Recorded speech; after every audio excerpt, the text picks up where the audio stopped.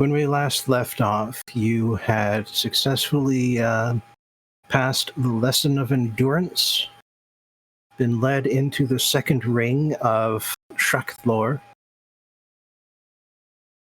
and spoken with the Anarch of the second ring, who provided you with the lesson of ignorance, and told you to gain the trust of someone you despise or an organization you despise, and bring back proof that you have tricked them into believing you.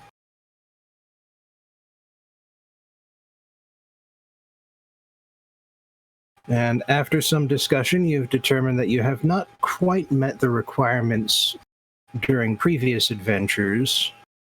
The Adventurers Guild you pretty much helped, and as far as tricking the Grandmaster of the East, he wasn't exactly powerful enough to qualify for the challenge. And as for the Grey Elves, you didn't actively get them to trust you. You successfully snuck into 2 of their facilities and only did so long enough to disrupt them and then get the hell out. Mm-hmm. Yeah. Yep.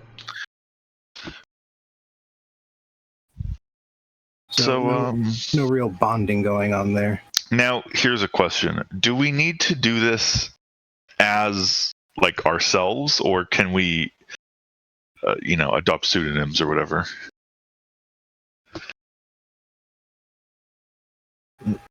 Well, I assume that there would be some amount of skullduggery involved. All right.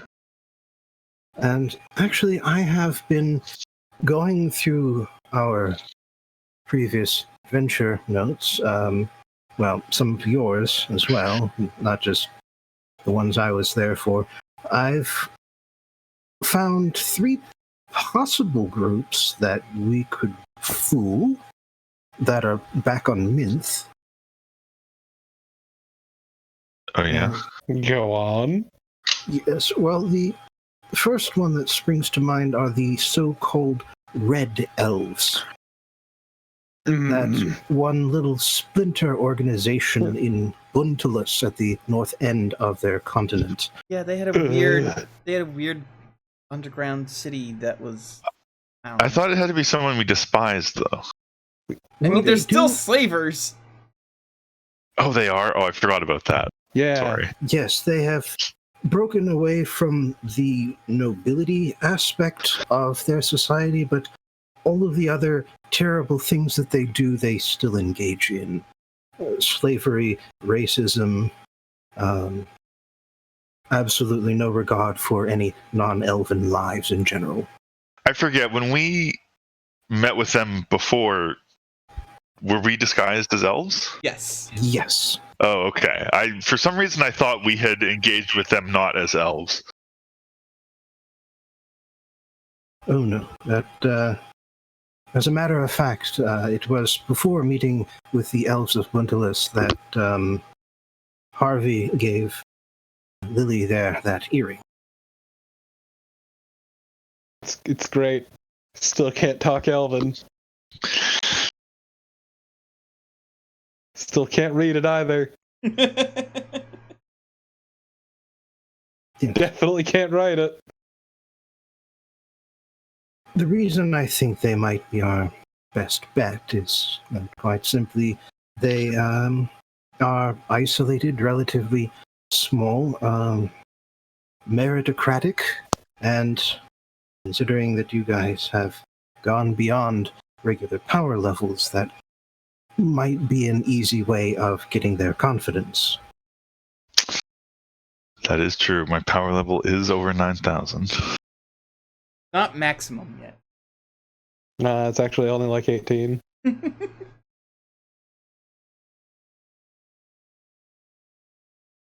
And, there doesn't seem to be a requirement to actively follow through with any sort of betrayal afterwards, but well, if we wanted to, I suppose we could encourage the mother tree to grow her roots into the city. I'm liking this idea a lot. I'm not liking this idea. I was just thinking arson, but that would work too, I guess. You know what? For once, I kind of agree with Lily. I'd prefer just arson. Okay, burning everything they know and love to the ground. That's one thing, but the mother tree. Ugh. The mother tree's the mother tree would be pretty funny. The mother tree would also be more permanent because they could rebuild in the same exact spot if you just burn it to the ground. When the mother tree puts the roots there, that's the funny. That's yeah. There are also a number of spells that can put out fires quite adeptly. Yeah. I remember spells that can burn trees. Okay, let's see you burn a tree to burn is the problem. Yeah. Alright, well, okay, what are the other options? Well, I don't recall you saying terribly positive things about the gold dragons after you had met with them. But I don't imagine an organization like that hands out their trust very rapidly. No, probably No, you gotta not. be a friend with the dragon for 300 years before. I don't like dragons anyway, it's fine. Well, I mean...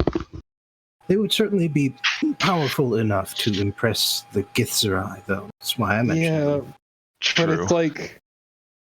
The problem is I'd have to fight the craving. Craving for more dragon heads.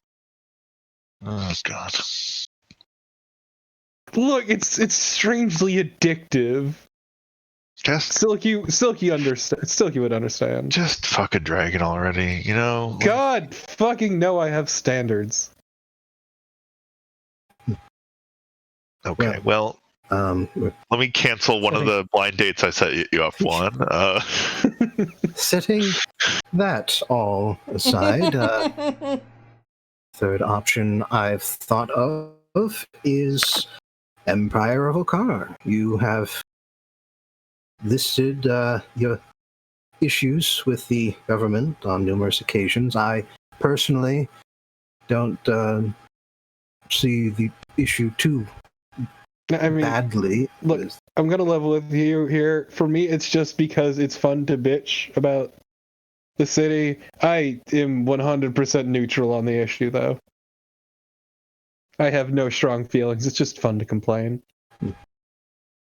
Well, hopefully it's a matter of only one of us needing to pass this trial, then.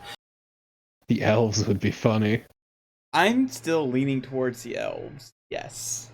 And, Okaar would certainly be powerful enough. And Lake, you have something of an in with the government there, considering your heritage. Yeah. Between that and your current power level, I doubt you would have trouble securing an audience with the Empress. I don't think a lot of the government really likes me, though. I'm shaking up some shit, so... It would be fun to meet the Empress, I'm gonna be honest. I mean, I could try to set you up with her, but I don't really know her yet, so... I believe she's taken already, so... Oh, that's too bad. That's fine, she's so am I, it doesn't stop I mean, me. how old is she? Does she have, like, a daughter, or... Look, Lily entrusted me with a great responsibility, okay? To get her laid, and I'm not going to stop until I succeed. And I am deeply regretting it already. Well, no takebacks. I never said there were any. I'm just saying I'm regretting it. Well, emperors and empresses' children are generally kept out of the limelight. It's since the position is not hereditary and all. Right. Besides, I essentially have nothing to say about who that, the number or the nature of the Empress's children. No, I'm just saying, fucking up those elves would be funny. Yeah. Yeah, I'm leaning towards the elves still. I mean, I have reservations about all of these plans for various reasons. But Okay, but think about it this way: the Elven one is like you're the least terrible involved in this. what? Well, just the other ones are the elves though are fun, are just good to fuck over. Like there's nothing about these people is good. Nothing about these people is okay. Oh yes, I almost forgot. I was wondering if we are having music this week or not. Look, I'm not Alright. the best at words at the moment because I'm deeply sleep deprived in a number of ways. But trust me when I say, I believe Lily is saying that the elves provide the least conflicts. look, Jesus, 7 hours. Okay. look, for someone like you who cares about being good and whatnot, Mm-hmm. it is the least morally reprehensible. To befriend. Remember, we're befriending these people, right? We're not like No, we're not. killing them. We're not befriending Well, them. we're- We're pretending to befriend them, and then yes, we're okay. fucking off. Well, yes, okay, but the point of this trial is to. Okay, you know what? I think the elves are the best choice because here's the thing. Aurelia does take this seriously, even though she doesn't really like having to jump through all these hoops for the gifts to arrive. But if she's going to have to like do these things, she wants to do them properly. And if it's supposed to be an organization like we really have moral issues with and dislike, I mean, Aurelia doesn't like Okaar, but it's more of like a rivalry thing. It's not quite the same. Like it Right. seems like the elves are probably the better And, choice there. Yeah, like the elves we despise, and Lake. Well, he doesn't like the way Okaar, or they don't like the way Okaar is. They are trying to change it for, in their eyes, the better. So completely fucking them over would potentially ruin that. Again, the trial is not to fuck anyone over. There's no fucking over involved. Well, there can be. It's Yes, but it's entirely optional. It is not part of the trial, so we shouldn't it's not. We shouldn't discuss it as if that's a thing that's going to happen. Like, it's a thing we can do at the end if we feel like it. And man, I feel like doing that to the elves. We'll Imagine see. completely destabilizing an entire continent's worth of elves, as opposed to just most of an entire continent's worth of elves. it would be only a city's worth of elves. Though. Yeah, it'd be a fucking cave's worth of elves. I think Kalen's point was more that we already destabilized the other elves, and these are the ones that are True, left. right. But I don't think we really destabilized all of the other elves. Like we. I Yeah, mean, you- let's just have fun fucking up a city-state. Let's do this. Yeah, you destroyed a reactionary secret society and killed the wives of 2 monarchs. And stole a ship. 2 ships. Still multiple ships, yeah.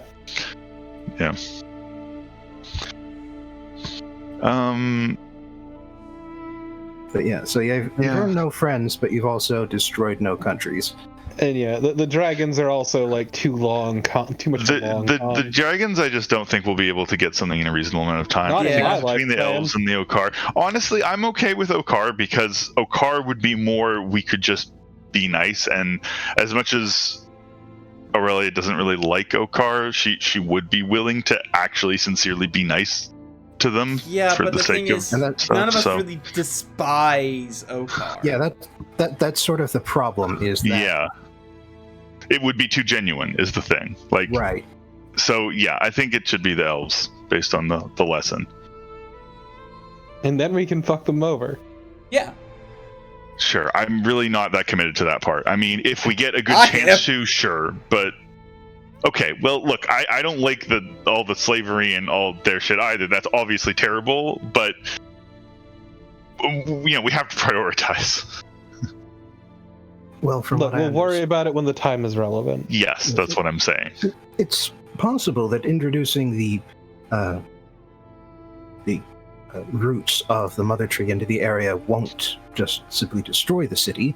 As a matter of fact, that would be preferable since there are slaves within the city. Mhm. As I recall, the primary reason they chose that location is because the mother tree's aura disrupts the magical experiments they like to perform. So essentially, we would be forcing them to relocate. That And still sounds like possibly- war crime. Possibly killing people in the process, but it may depend on how the roots are introduced. But you can't make progress without breaking some eggs. Yeah, I don't think Aurelia is going to support any plan to introduce the roots there, but we'll see. Still got that lingering, the mother tree is the actual antagonist. No, it's just really that Aurelia does not trust the mother tree as like the whole the mother tree is evil thing is mostly just a joke, but Aurelia absolutely does not trust the mother tree or like the intentions of the people who worship it or whatever. Like, so yeah, she wouldn't really like the idea of using it to like expanding its influence in an effort to like destabilize these people. And even if they do suck, like I don't think Aurelia would be convinced that it would result in anything better happening. Like, if they have to relocate, well, okay, maybe that just means that they end up like getting discovered by the Grey Elves and getting fucked over by them, and they're even worse. So, like, you know, I don't know. I just don't think it's something that she would see as like a moral good. So she's not going to support that, but I don't know how much control she really has over that anyway, since presumably it would be like doing the inviting of the tree. So we'll handle that when we come to it. It's endgame. That is endgame. Yeah.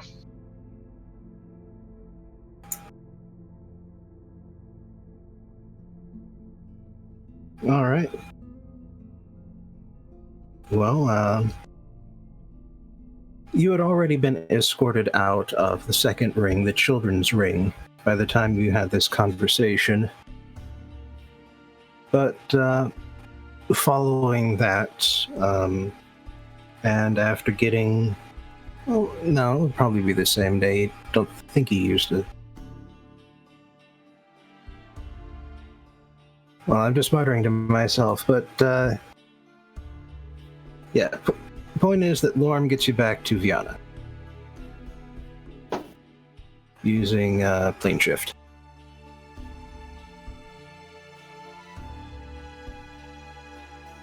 Cool.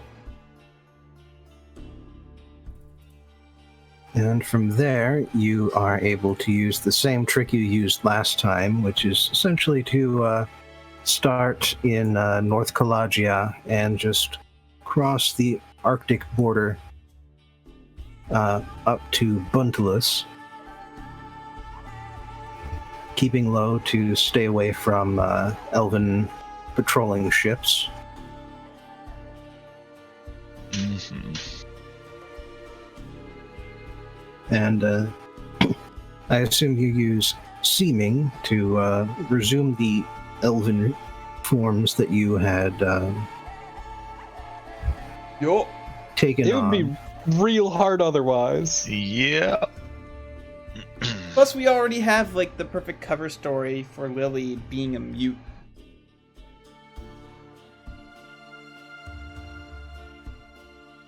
What was that again? Because Lily cannot speak Elven. No, not yeah. I Oh. know what was the excuse again? Oh, that she's a mute. Yeah. Can't speak. Literally cannot speak. Also, cannot write in illiterate mute. It's fine. But hey, you're still an elf, so that's all that matters. You're also really short. Exactly. Yeah, Child. we So still you're gotta. She was a teen. adolescent. Yeah. Yeah, adolescent. Do people with dwarfism exist in fantasy settings? Yes, they're called called dwarves. dwarves. Well, no, Fuck but you, that's Kalon, I did the it first. thing. But that's the thing. That's why I ask, because like, Oh wait, no, that's halflings. You're right. No, oh yeah, I guess the halflings would be dwarf elves. Not really. Legit though, I think it's a thing that's just not covered ever. Yeah. I know it was just something that suddenly occurred to me. Anyway, There'd be way too much nuance involved in that. Not that that's stopped fantasy writers ever. Nope.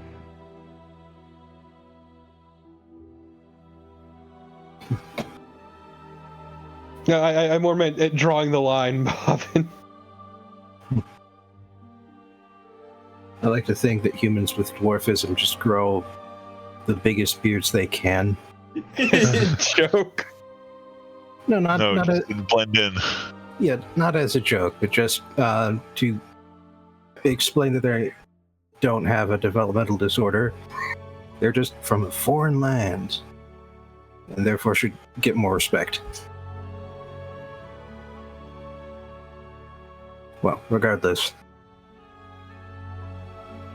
your cover story doesn't need that intricate of a story hook, so Hopefully we remember whatever fake names we gave, because out of character I do not. I have remember. I have it written down somewhere, I think. In character, Aurelia takes copious notes. I have never taken a fucking note for an RPG in my life, so... But Aurelia does take notes, and even like make sketches of things sometimes and stuff like that, because she uses it for composing songs afterwards. She's still working on that, by the way, her magnum opus, which I think will have 2 parts. The first is the Adventures on Mynth, and then the second part will be the Adventures Beyond Mynth. Although some stuff on Mynth obviously is included in it. You know what I mean? Like this would be in the second part, obviously, dang chronologically. it, I actually didn't... It doesn't look like I saved our fake names. Okay. To be fair, I don't even remember mine anyway, so it's fine. It's Lily. I wrote them all down. How dare you? Nice.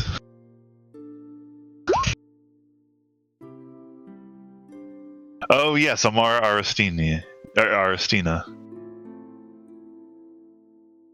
And incidentally, your cover story for coming up here was that you are students of Lorem. Mm-hmm. Elven or green elf students who have come to the north to find out all the wonderful things the Grey Elves have done in the absence of the Mother Tree.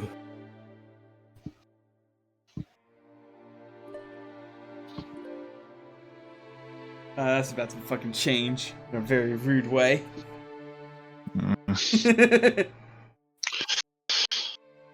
Well, either way, with raw power, it shouldn't be that hard to catch a foothold. Yeah.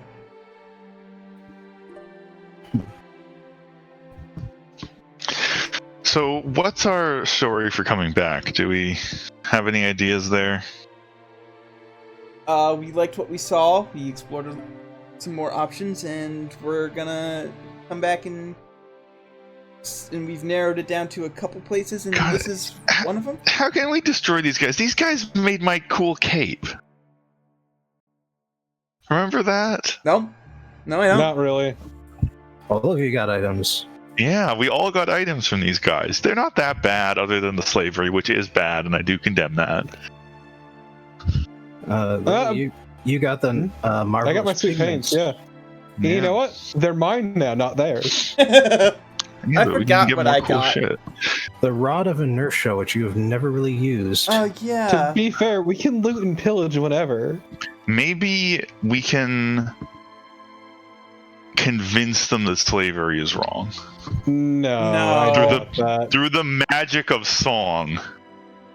Okay, I especially doubt that. I don't think a musical has ever convinced anyone of anything. We can con them out of more magic items, though. That I'm sure of. And that's what really matters. Wait, hold on. We can always if we all got magic items from these guys, why didn't we use that as? Never mind. Because we bought them. Oh yeah, that's right. Oh, Weren't they a gift for services. Yeah, well. Yeah, we got rid of some worms. Is that If what we did? I was thinking that we had followed through on our intentions of joining an academy of the Grey Elves, and having completed a few courses, we have returned, having discovered that our power levels have risen significantly, and that we would be a good fit for Red Elf Society. That's a much better True. plan than my stupid ass plan. Yeah. But man, I remember doing very little magic at that college. Well, nevertheless, you are able to cast more spells, and I guess.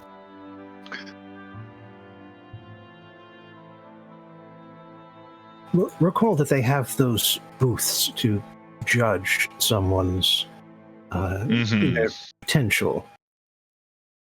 Yeah, they're going to be real impressed. So, yes, a demonstration of magic is less important than simply convincing them to take a look at us in those booths.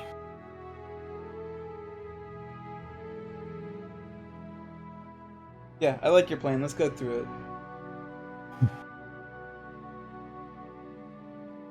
And Silky, who doesn't know how to speak Elvish and doesn't have a spare one of those earrings, elects to stay behind and guard the ship.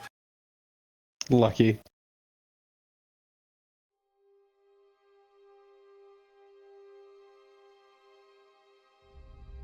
She does double checking. Oh no, actually she does know Elvish. Oh, Huh. nice. Alright, so whether she comes along or not is up to you guys. I don't care, but I know what the answer's gonna be. Yeah, I also it does do kind not care. of complicate the story. Yes, it does. That's true. So would bringing along my simulacrum, I suppose. I mean, I feel like Actually, you could excuse that away with magic. Yeah. Yes, actually, if you explained exactly what your simulacrum is, I believe they would be impressed. Oh, that's fair. Okay, I will bring my simulacrum then. Obviously, I'll have her take the shape of an elf, which she doesn't need magic to do. Or more to the point, Well- Lake's seeming can cover her as well. Well, but I mean, the seeming doesn't have to, because if she's a dragon, then she can just look like an elf, and right, like she can shape change into an elf. So it doesn't really make a difference. We don't need seeming for that.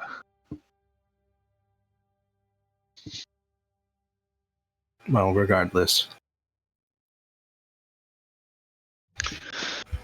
So, you land your ship in the water, come up to the dock of the seemingly innocuous fishing village that you had visited before. You talk with the guards on the surface. Lorm mentions that they've been there before, provides some information that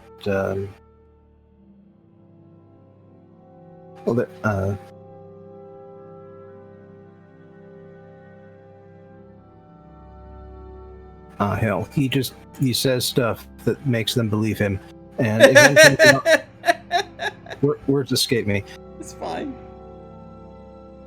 And he eventually also, the guards also eventually recognize him and your party, and since they don't get many green elves up here. It's been a couple of years, though, so it takes a minute to refresh their memory. After which, they escort you over to the grand elevator, leads down into the earth. You get to hear the founder's magic mouth message once again. Mm-hmm. And then the city of Buntala stretches out before you.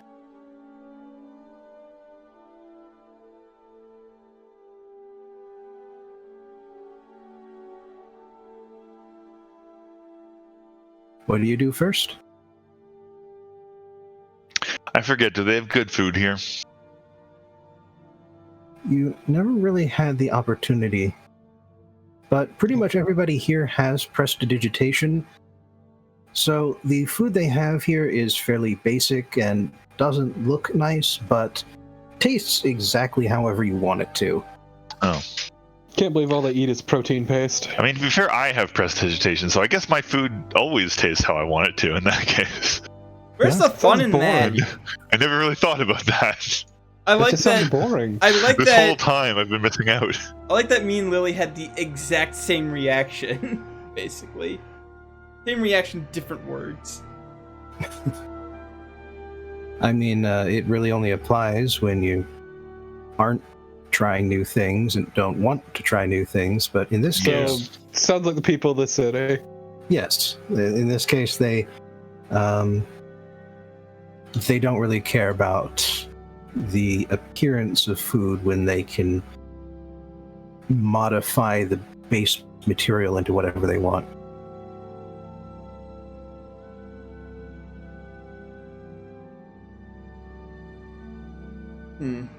Okay, so,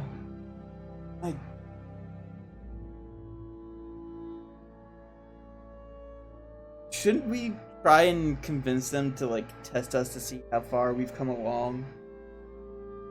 Yeah, I think that's probably something we want to do fairly quick, but we don't need to, like, force them to do it immediately or anything. No, but, like, we should mention, like, hey, we think we're probably a little bit better from what the last time you scanned us.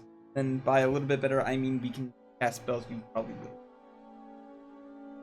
And I can't. Two of us can. Yeah, fuck you too. Wait, well, you have abilities, but you can't actually cast ninth level spells. You just have the ability to use foresight, right? I have Arcane something or other. Like yeah, I mean it's basically like casting. Yeah, fair enough.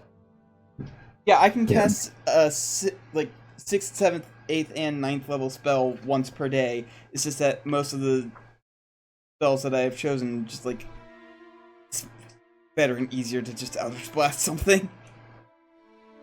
Foresight is definitely getting the most use out of all of these. Mystic Arcanum, that's what it's called. Yeah. Would that register, or would I still be seen as 5th circle since that is...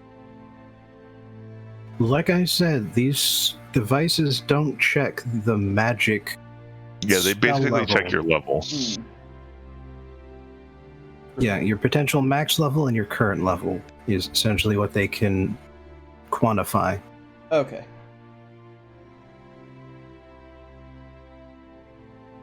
Let's go talk to the people who are like... How did we get them to test us last time? You were actually guided towards the testing booths first thing when you entered. Right.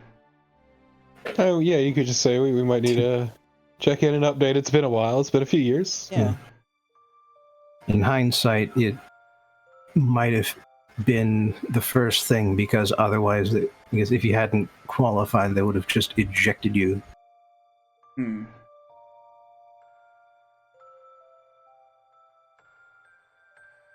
But yes, in this case, you are returning guests, and so you are have been left to your devices more. And so you managed to find a food stall, got unimpressed with the slop thrown at... it was just slopped into bowls for you. But once you realized that you were expected to modify the taste yourself, it made more sense. Based on the smell, it seems to be some sort of combination of mushrooms and fish. That sounds absolutely disgusting, actually. That sounds horrifying. Yes. Hence the use of magic.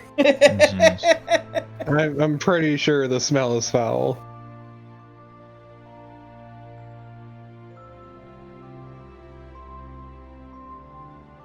Yeah.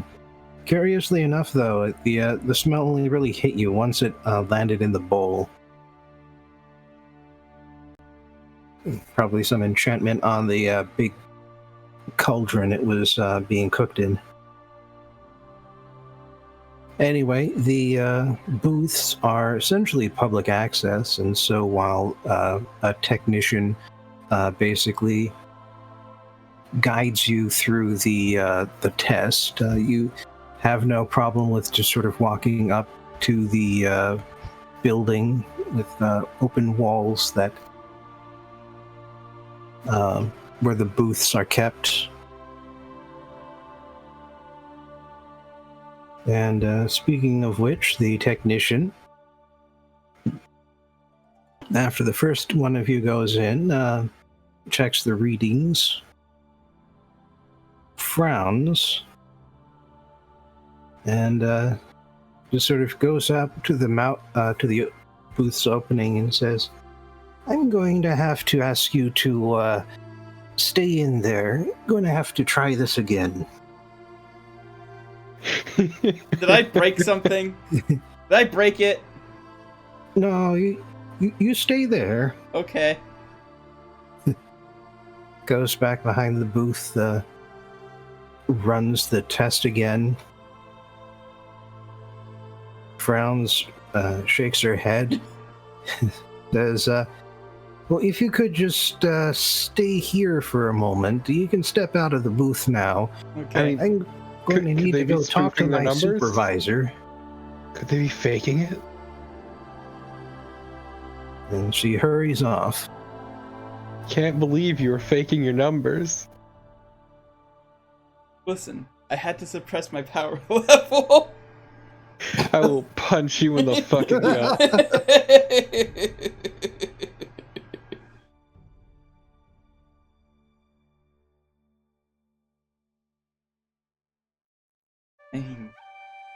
I don't know what's going on. I think I may have broken it. Which would be funny. I sincerely doubt that. I sincerely doubt it too. Right. Then a rather officious-looking elf comes back, being trailed by the technician, comes up, clasps his hands together, looks at you, gives you sort of a formal nod, and says, "Well, hello there. I'm Basil Crimson, and I understand you were tested in this booth here?" Yes. All right, give me a few moments here. Cast a couple spells. You recognize them as sort of detection spells, diagnostics. Goes Troubleshooting. Hey, look, Lake's not very bright. They've been known to cheat on tests. goes back behind the booth again, pokes his head out, says, "So, you're the one? If you could step into the booth again, just one more test." Okay, I'm gonna step in. All right, test runs the cycle again. Supervisor waves the technician over. Hear some hushed whispers going on behind the booth.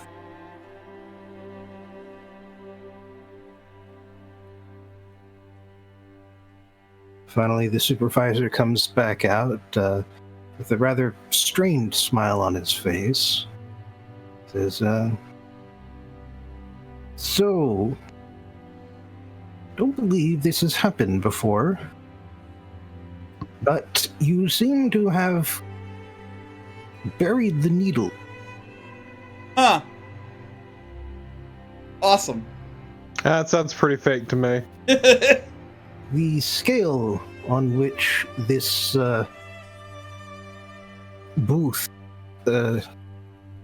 ranks power has reached the maximum and seems to imply that you've gone somewhere beyond it. No, I've seen where they've been. I doubt that. Sadly, you are not able to provide color commentary at this time. Yeah. Damn.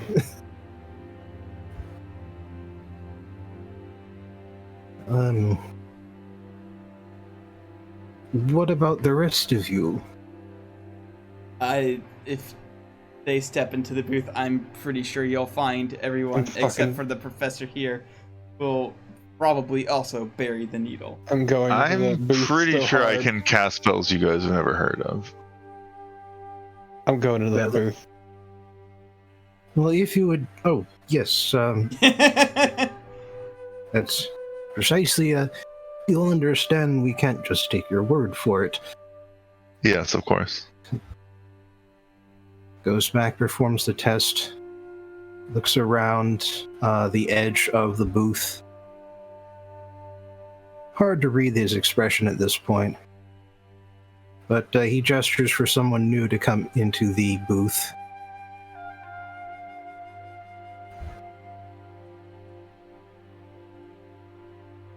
That's right, I'm mute.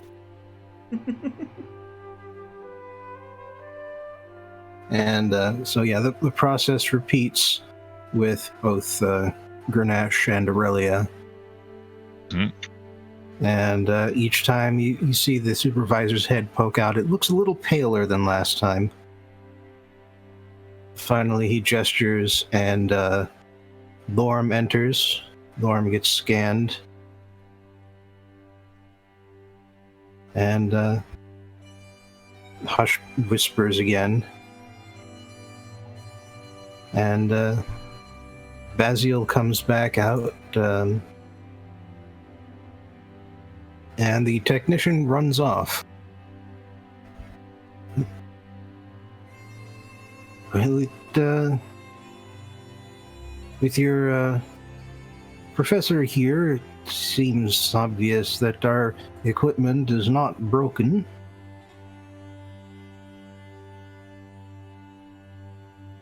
Making you the most powerful 4 people in this entire city. Just Lily gives him finger guns.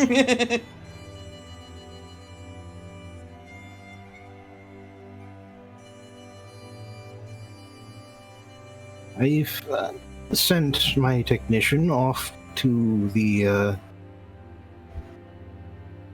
masters. They need to be informed of this immediately. And well, I suppose I should ask a few initial questions. What is it that you plan on doing here in our fair city? Well, I mean, learning, perhaps teaching. Out of character. Whatever Perhaps. the fuck we want, bitch. Yeah. We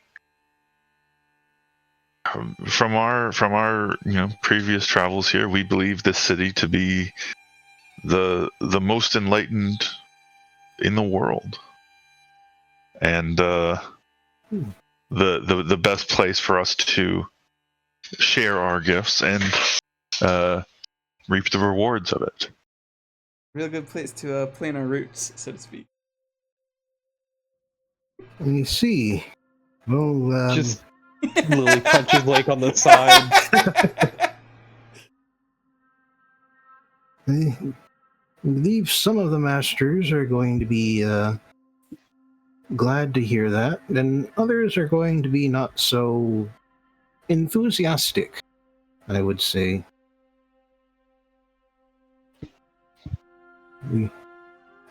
If you've been here before, you probably know that we have something of a tradition that the most powerful among us are those who have the wisdom and capability to lead our city. And if you plan on sticking around, there's a very good chance that before too long, you all could end up running the place. God, you just see Lily's face just break out. Well, I have Eating always been drain. told I have a natural aptitude for command, but Really? Shut up. But well, our sights are not set so high as of yet. But we shall see, I suppose. We have no intention of upsetting the status quo here, of course. Yeah, I don't really want to leave. I mean, out of character for a second here. Hey, if we wanna make this place better. Eh. I mean, we're not on a strict timetable here, I wouldn't be opposed to sticking around for a while, trying to get into a position of power, try to, Lily only end has so many slavery. years in her lifespan. And while Lake doesn't, they would also just get really bored really fast. I mean, okay, well, But I'm we're just gonna saying, have to spend some time here. if you made Lily sit in place for too long, there would be a rash of magical item thefts. Yeah, okay. Do you want that on you? Well, I actually don't really care that much if you steal from these people, to be honest, so whatever. I mean, I'd rather you didn't because it's inconvenient, but... Look, as long as she's not caught, it's fine. It's not illegal if you aren't caught. It's true. So, Not sure about that one. interesting way of phrasing things, but okay. Anyway, you have actually been drawing a crowd, you've noticed. The supervisor, Baziel, was not entirely quiet about his pronouncement about your abilities, or about the curiosity just surrounding the booth function in general. And so others who had come over to be tested, along with a growing number of pedestrians seeing a big hubbub at the testing facility, have started to gather around, and you can hear rumors are already just sort of flashing across the crowd about your abilities, about your plans for the future of the city. Hi, I was the first one to bury the needle.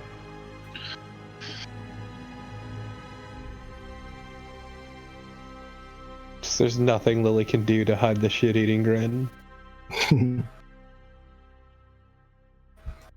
And eventually you are, well, the crowd of people are pushed aside by a small group of spell sword bodyguards,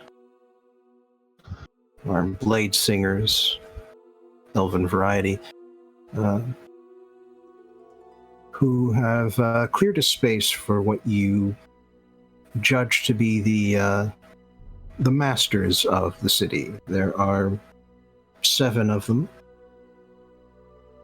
They appear to be a variety of ages and have very eclectic outfits.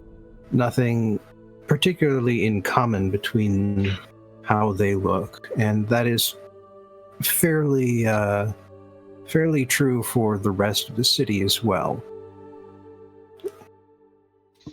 With illusion magic being fairly common, along with transmutation, the buildings of the city look less like architectural styles and more like architectural experiments. And their clothing styles seem to be more or less along the same lines. Ah, avant-garde. Really weird that somebody's like somehow found a way to dress Dada.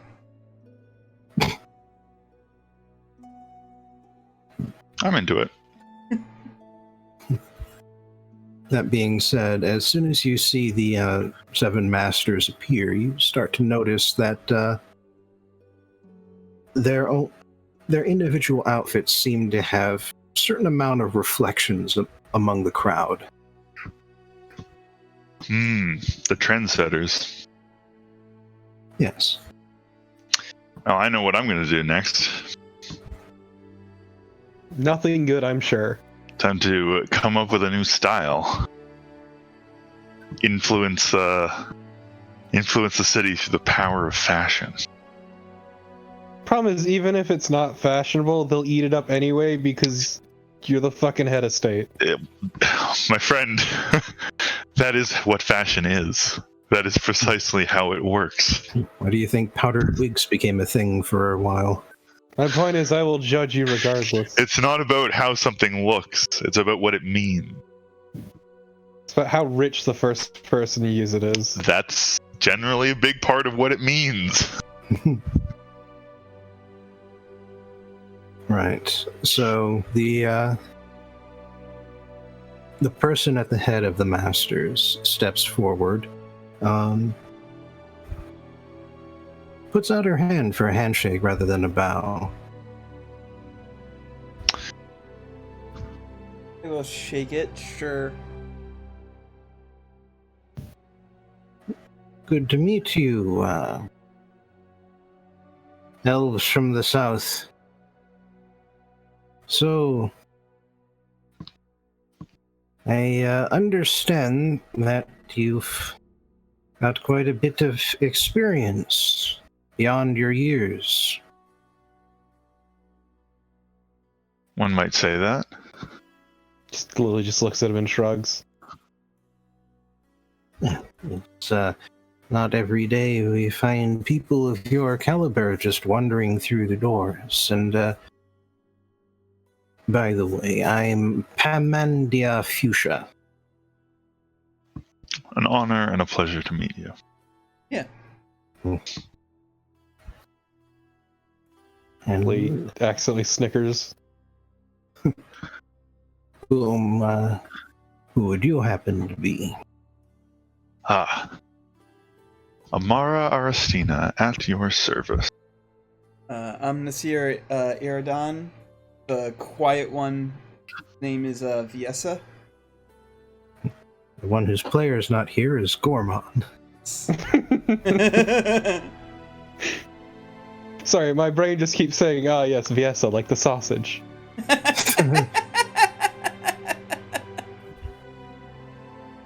Viesa like the sausage.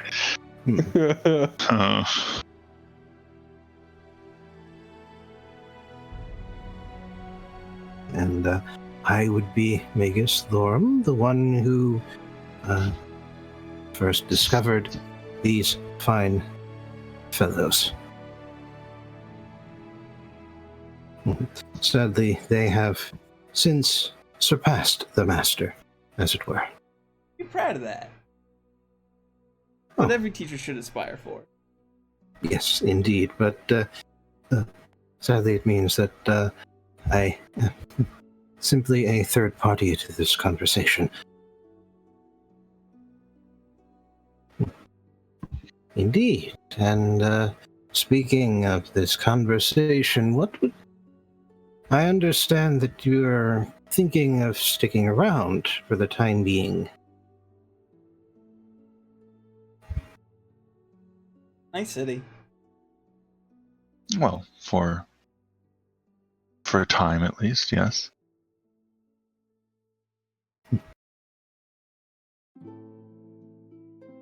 Well then,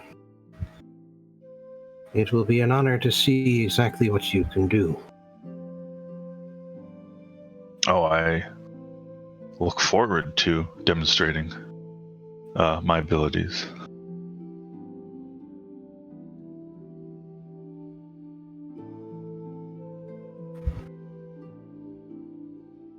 All right.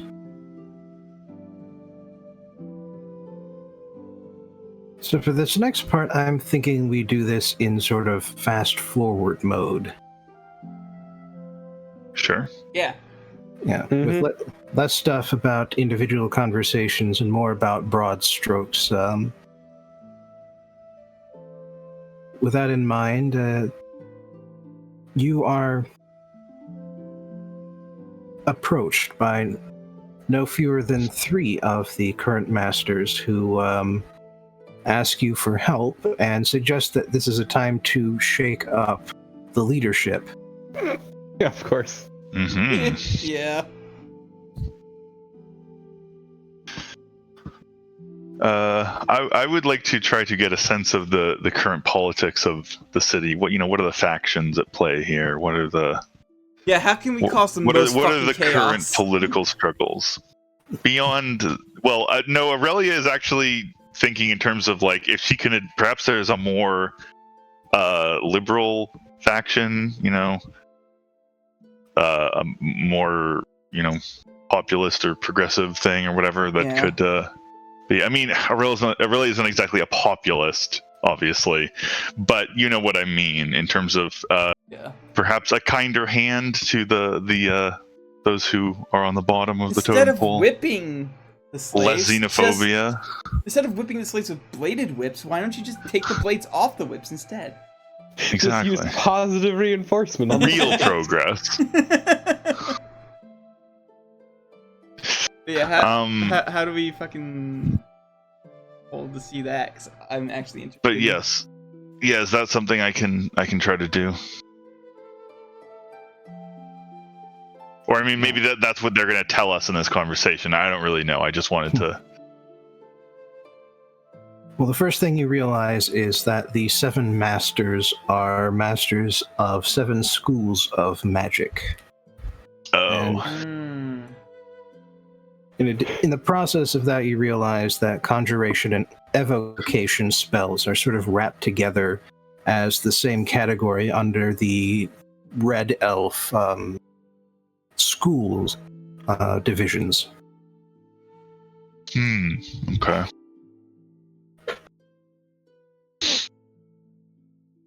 And but aside from that, it seems to be just sort of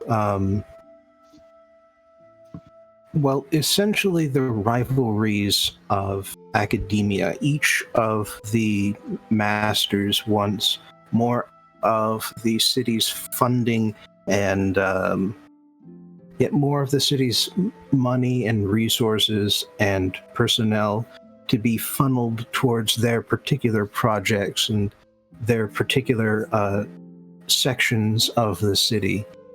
And some of them have basically been able to dominate by creating an alliance.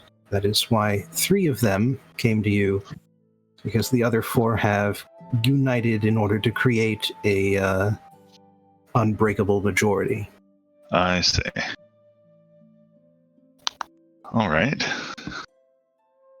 So let's talk.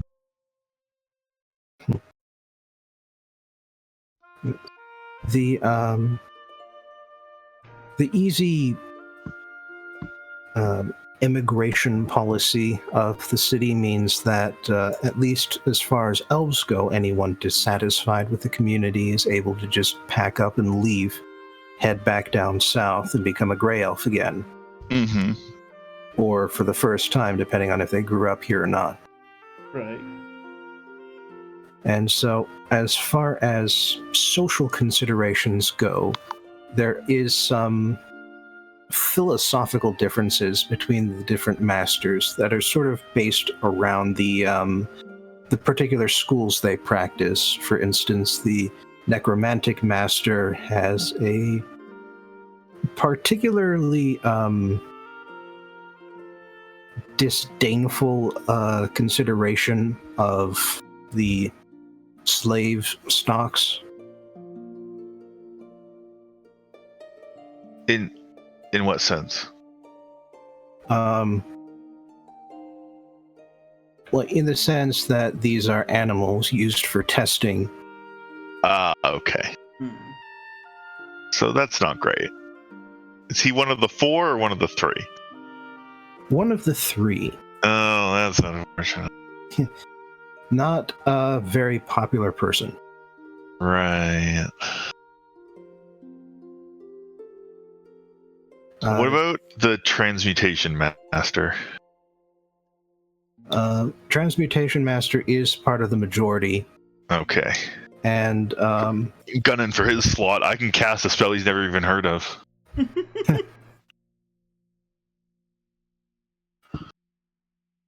But yeah, in terms of politics, well,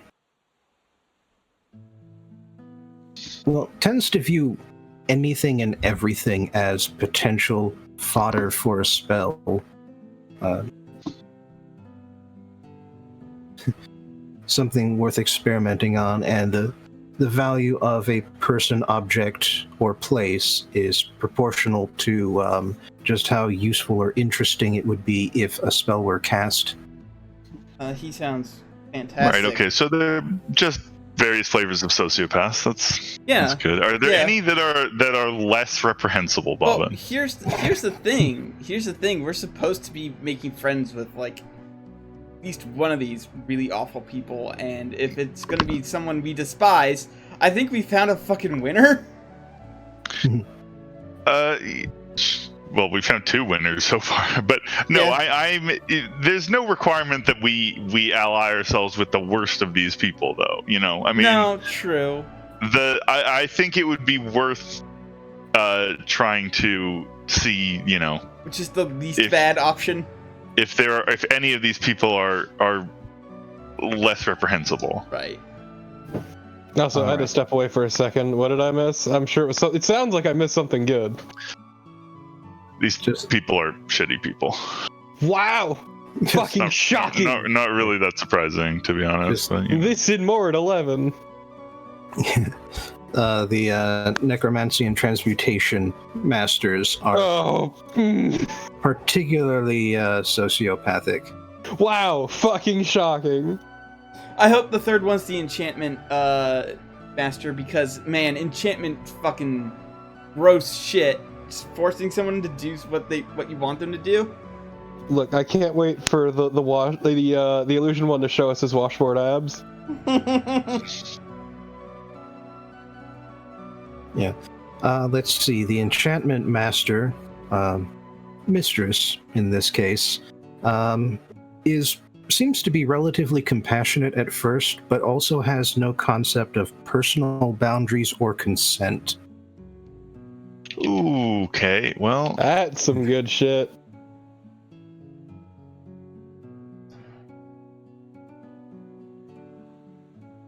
And let's see, abjuration mistress is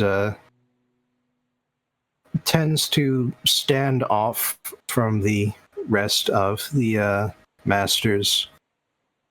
Doesn't seem like a particularly terrible person, just antisocial. You know what? I think that's the best you can ask for around here.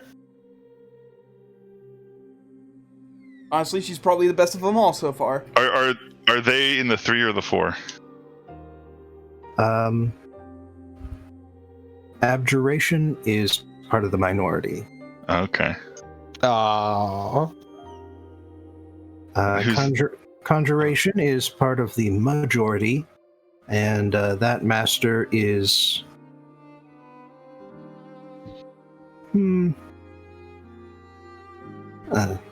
sociable but overly aggressive.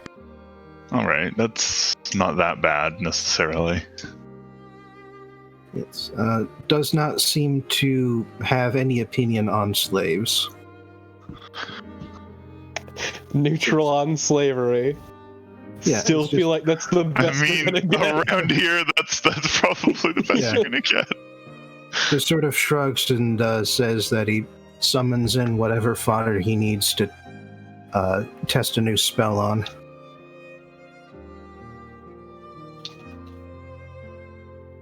What if not slaves, though? Also perfectly willing to cut deals with celestials or fiends, depending on who's got whatever it is he wants. I mean, that's not surprising. Fair enough. All right. And who's the last member of the minority then?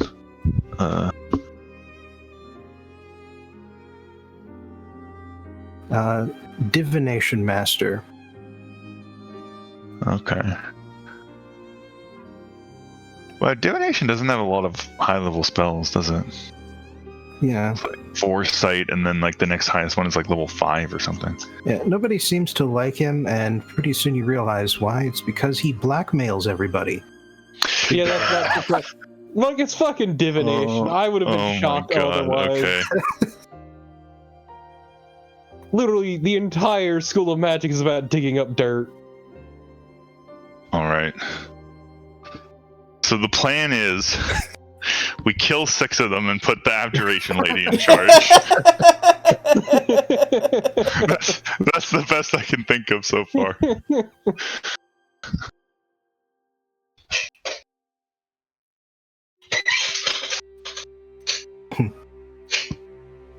I mean, I am kind of gunning for that transmutation spot, though. I feel like I could take it. The last master or mistress is the one who introduced herself earlier, Pamanda Fuchsia. I still hate the name. Pamandia Fuchsia. And that would be Illusion? Mistress of Illusions. In a long-standing feud with the Divination Master. Of fucking course. Yeah, what a fucking shock!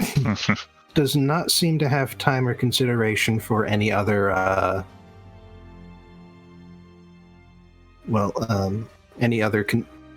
does not seem to have time to consider any sort of other aspects of politics or social reform. So it's an uphill struggle, is what you're saying. No. These people were elected because they are powerful, not because they are fit for leadership or in any way good people. Abjuration it is. Just so different from how politics works in Guyana. No, I thought you were gonna say in real life. At least here we get a popularity contest at some point during the process. Yeah. All right. Well, still, we'll see what we can do. So you said we get approached by the 3 who are in the minority. So necromancy, divination, and abjuration. Abjuration still sounds like a solid pick. Yeah. Also, there's some strange sense of satisfaction. Although, God, spending time with the divination master might be a bad idea. Or a good idea. Or actually, getting him on our side might be a good idea, because he is by far the most likely to figure out that we are not fucking elves, or not pure elves in my case. Look, I'm just saying, there's a certain sense of satisfaction to dealing with the abjuration one in just harassing this fucking recluse. And I will say, actually, that the reason that you know that the divination master blackmails everyone is because you get a practical demonstration.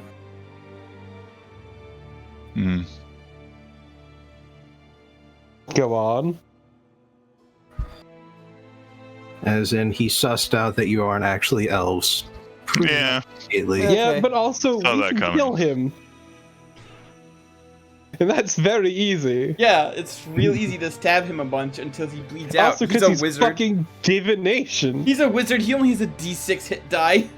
He's only good at looking at things. Yeah. Okay. Look, let's hear him out here.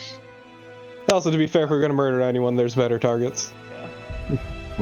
To be specific, he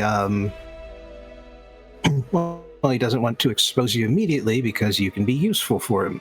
Mm-hmm. Shocking. And as a matter of fact, he's willing and able to arrange for you, Aurelia, to go up against the transmutation master in a practical demonstration. Okay, I like where this is going. You know, if he gets you on the council, then that's one more vote he can definitely count on. Yeah, I mean, that would swing the majority, right? Yeah, the minority. The minority isn't working together, by the way. That's Okay. Well, still, it would break up the current majority and open up the possibility. Yeah. All right. Well, I mean, I think I can cast True Polymorph. I mean, what can beat that? It's the best transmutation spell. Hmm. Well, I mean, I guess there's also mass polymorph and shape change. I don't know. How does the contest work? Oh, also time stop. Wow, there's a lot of transmutation spells that are level 9.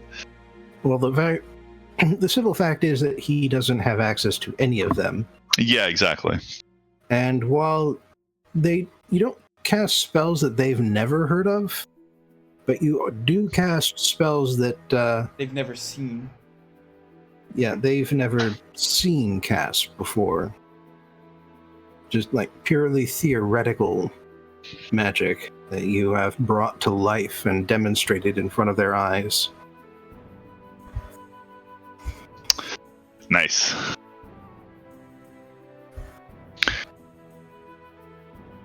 So how does this work exactly? If I want to challenge him for his spot. Well, the demonstration is step 1, and after that, it's basically a fairly quick case of using your silver tongue to talk the other masters into electing you as the new transmutation head. All right.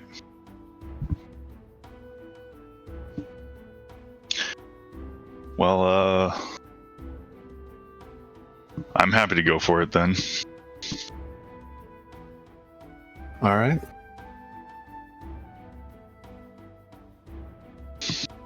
But I don't know if there's other stuff we want to do first. I'm not sure if... I mean, I don't have anything. I was serious about the fashion thing too, by the way. I feel like that would also be a good base establishing thing, you know? No. I'm definitely going to try to start a new fashion trend. You do that. Yeah. Have fun. Just Yeah, as a way of anchoring your new position within the city. Exactly. I wanna steal things, but I shouldn't.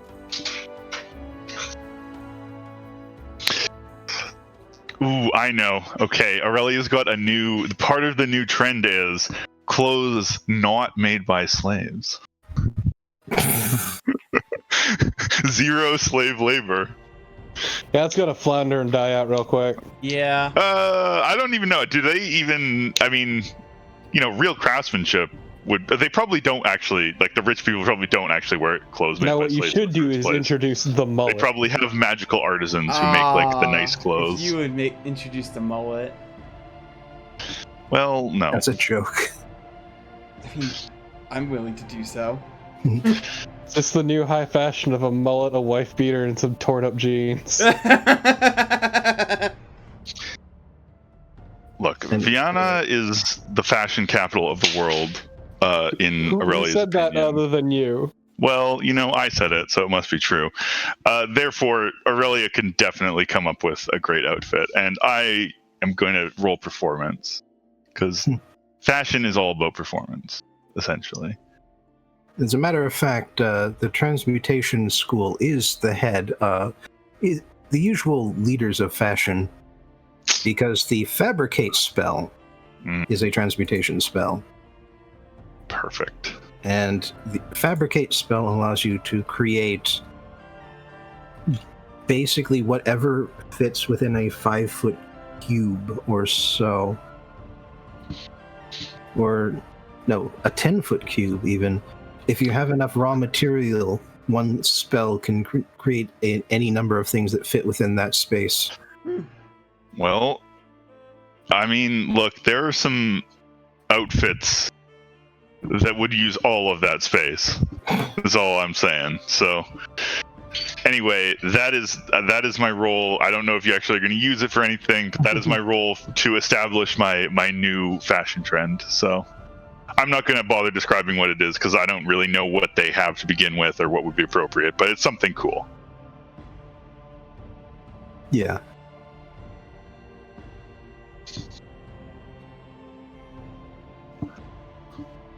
All right. So I'm ready to show off whenever. you style on the other masters. Oh, yeah.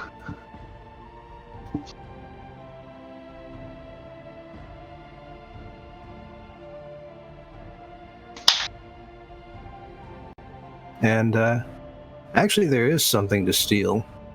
Oh boy. No, no. Oh, jeez. Well, just think about it. Is it blackmail? Is it hearts? Is it magical artifacts? Well, Is it the show? if the divination master doesn't want to just be murdered by high-level spells cast by all the other masters at once, he must have some sort of backup plans. Yeah, see, that's what I was thinking, is rummaging through his shit.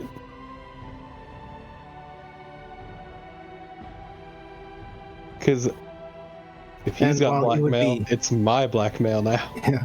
And while his written records would be heavily warded against magical intrusions, some good old-fashioned wet work by an expert. Exactly. Magic ain't shit.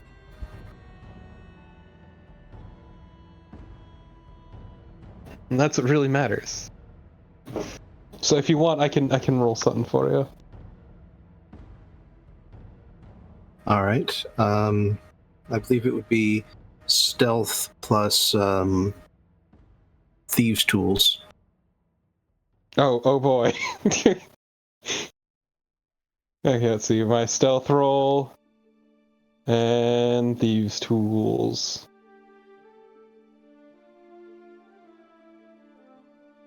There you go. Mm-hmm. What's that? Not even 30. I know. Well, it's because thieves' tools is only 12. I don't have double proficiency.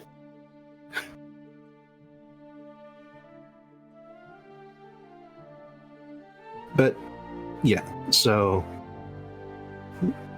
as you find out, the mechanical locks are rather trivial. The warding spells have fairly obvious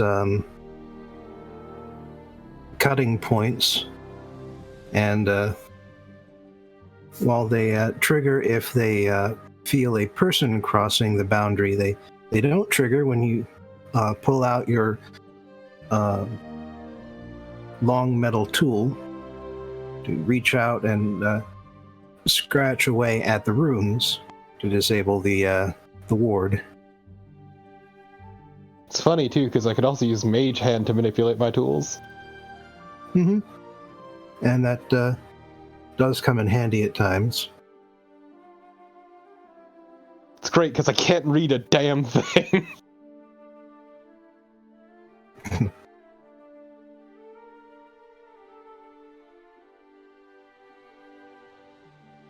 Yeah, and so basically you steal everything that looks handwritten and isn't in like an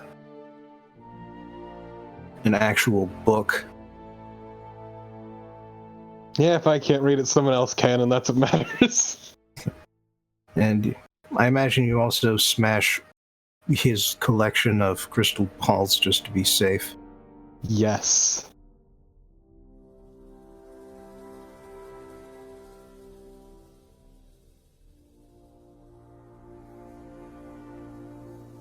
Also, because it's just fun breaking things. Mm-hmm. And meanwhile, Aurelia has got the divination master out of his office, just probably on the excuse of drinking in celebration of your promotion. Oh shit! Did that already happen?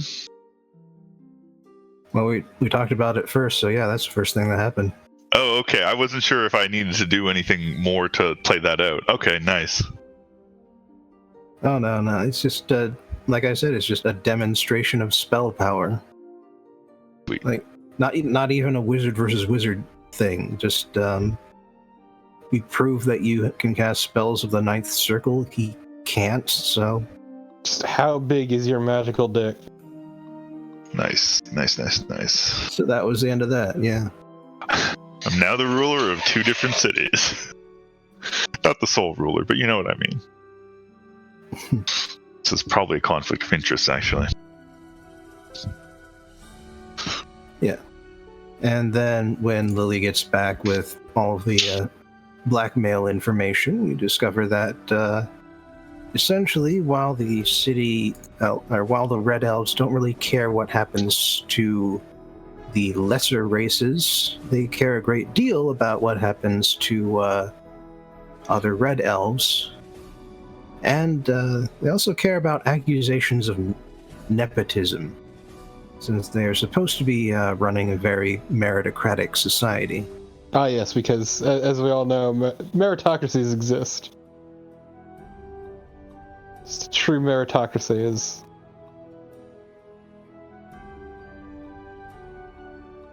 Well, as I said, supposed to be meritocratic. But as the blackmail information swiftly shows, pretty much all of the magical masters have a few favorites that they have pushed additional resources towards, even though the merits of their experiments don't warrant the additional expenditures.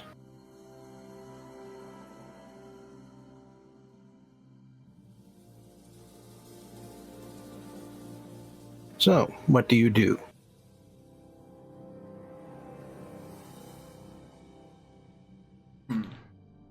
I'm just enjoying the fact that this random paper I fucking plucked had something meaningful on it. Well, That's why I was a fucking gamble.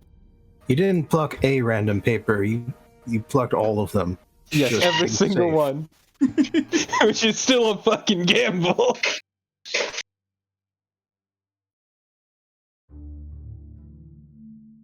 It's the joys of being illiterate, the scattershot approach.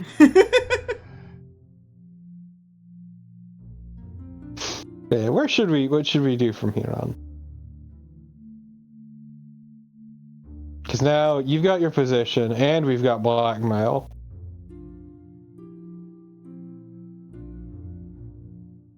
We got a lot of blackmail, Yeah, actually. we got a ton of blackmail. Surprisingly, not actually black or male.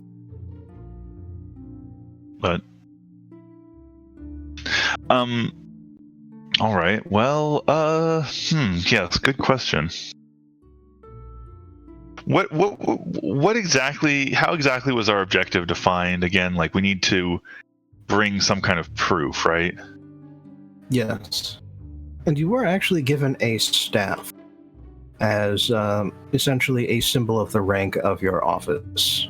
Oh, okay. Is that enough?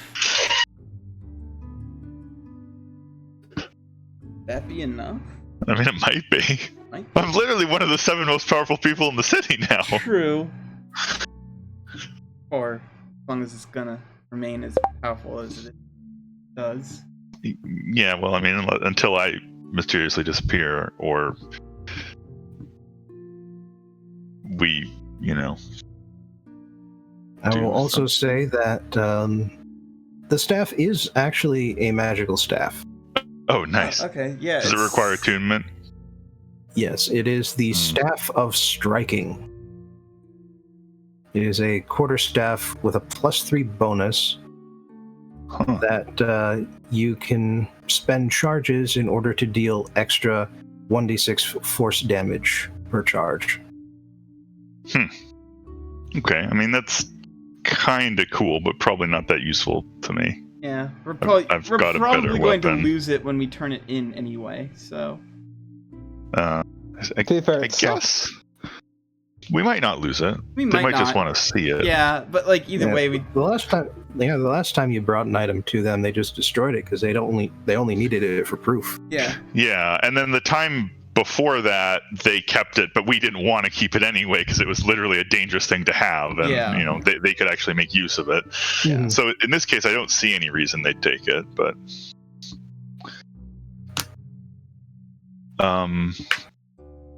Who knows? They might let us keep it as a power move. all right. But now the question is, what can we do to improve the city? And or Wreck it. sabotage it. Well, Racket. Okay, I'm but 100% we know which side moving of a that route discussion Aurelia is on. here. I'm 100% So- moving a route here. It's not even a question. Okay, I really think it would be better if we could, just try to improve the city. If you move a route here, all they're going to do is relocate. It'll just cause a bunch of unnecessary suffering. Like, what's it going to accomplish, really? At best, you'll destroy their society, and they'll just re-merge with the Grey Elves, who are even worse. Like, I really don't think but, that. But what will meaningful accomplish thing can anything. you set in motion, given that you're about to just fuck off? Well, Yeah. unless There is the fact. I weren't to just fuck off. Okay, What? yeah. You can just leave you here. Have fun. Yeah. No. have fun. No. You misunderstand. I could use a simulacrum. I could make a simulacrum that could take my place, and Just sit there and look pretty. the simulacrum can behave intelligently and whatever. I mean, it can't do everything that I can do all the time because like it can't recharge spell slots and stuff like that. But I mean, it could probably act enough like me to like get by, and then we could pop in every now and then. You could. You could. Yeah. Let's face There it. is one other thing. Yes, You're not an elf. true. But I'm just saying, regardless of what happens, I'm wiping my Why hands clean is that a problem? Because you're more powerful than the elves. Yeah, it's not that it's necessarily a problem. It's the fact that you're one of the foremost powerful people in this city, and you are not an elf. Yeah, exactly. Oh, like I could reveal that and cause a bunch of turmoil, you mean?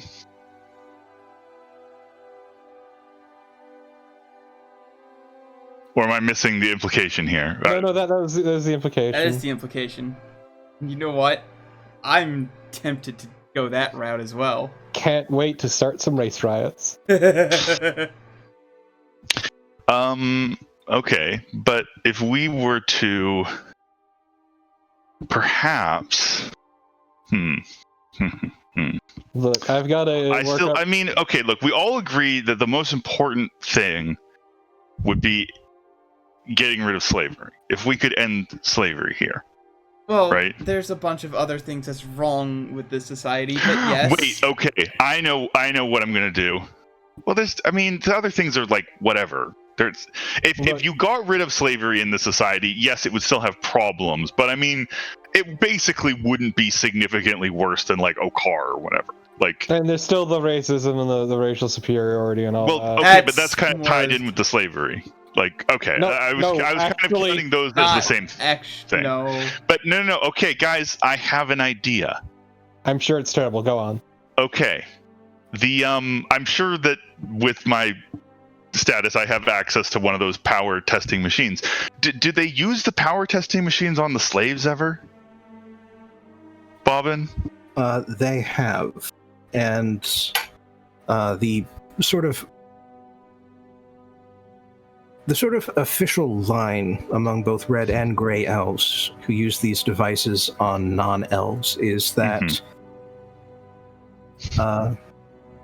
a rabbit can be the most fecund, the most fluffy, the swiftest, but it would still just be a rabbit.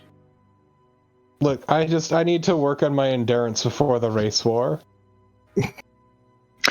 Okay, because what I was thinking is I could buy some slaves and test them with the thing, find slaves who are, have very high potential or whatever, and then use that as an argument against slavery. And then, as the final, pièce de résistance, reveal that I myself am only half elf.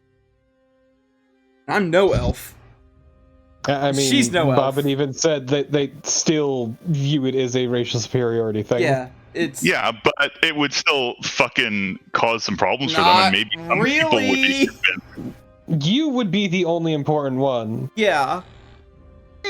I guess. But I mean, sure, whatever, fine. We don't even need to include the other part of it then.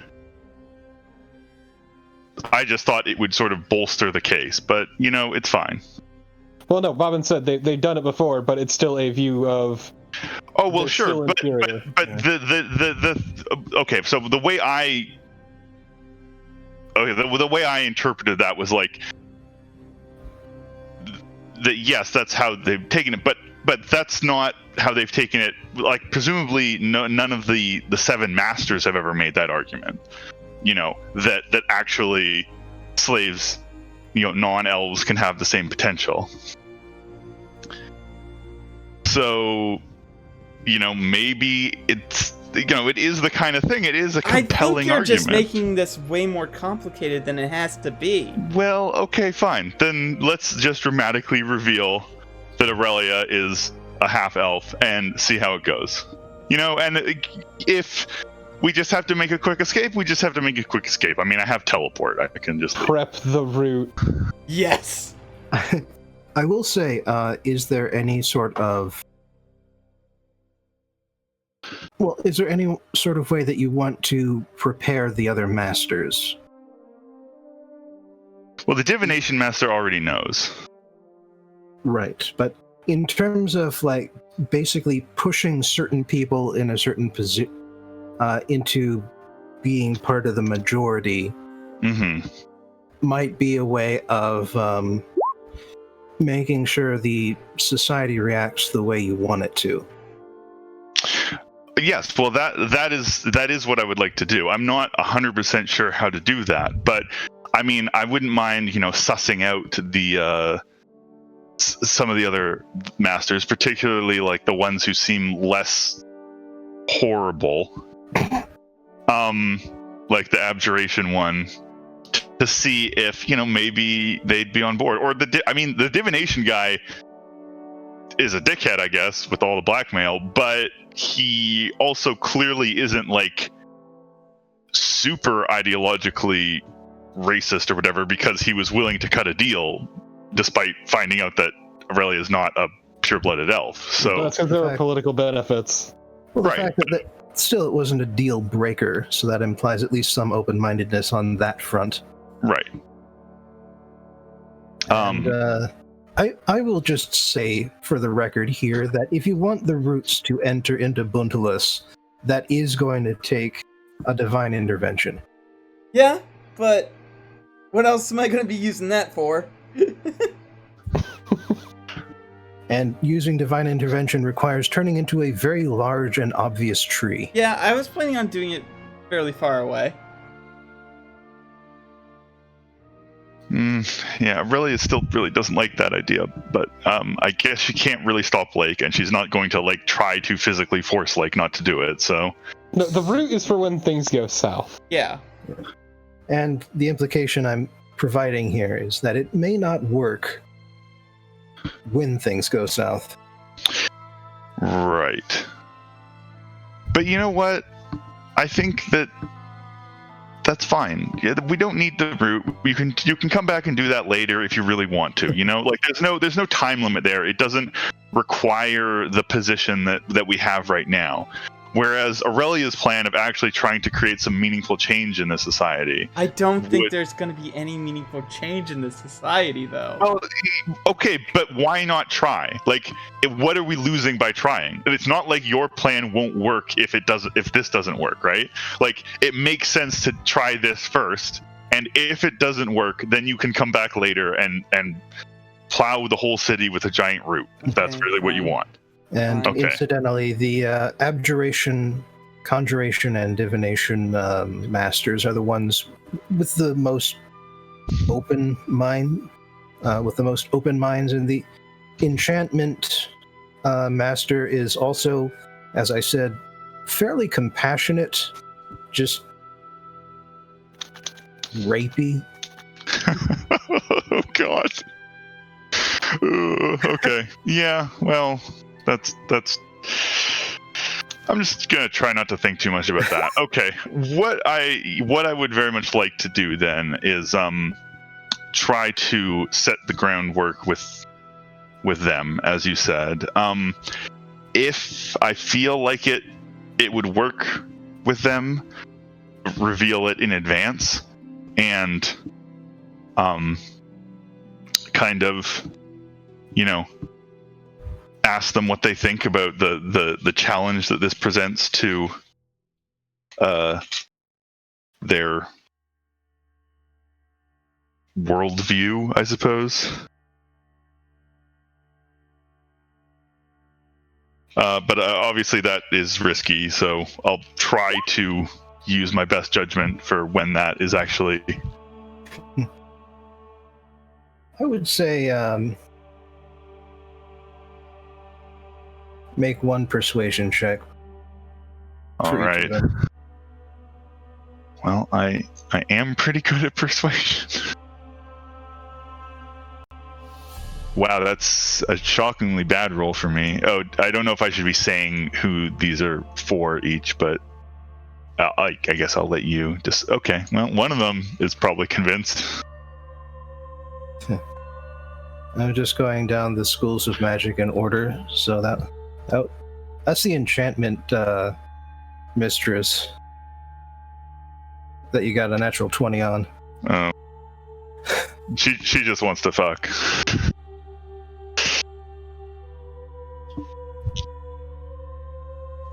Well, look, I'll have to ask my wife. I mean, if you want her to join us, that's fine too. Yeah, well, I mean, it would more the other way around, but I'll check in with her. Lake's staying far away from that one. Lake might be the horny one, but no. Well, I mean, No. Not even to free slaves. Now we know where Lake's real priorities lie. You wouldn't even sleep with someone to free a bunch of slaves, Yeah, I'm going to concur with the not touching that one. So moving on. All right. So yes, eventually you make the grand pronouncement with the other masters in attendance. By this point, 3 of them are on your side, and you've already got a successor from the transmutation school, sort of groomed and ready to go. Someone you found who's fairly high in power and agrees with your values on this front. Oh, nice.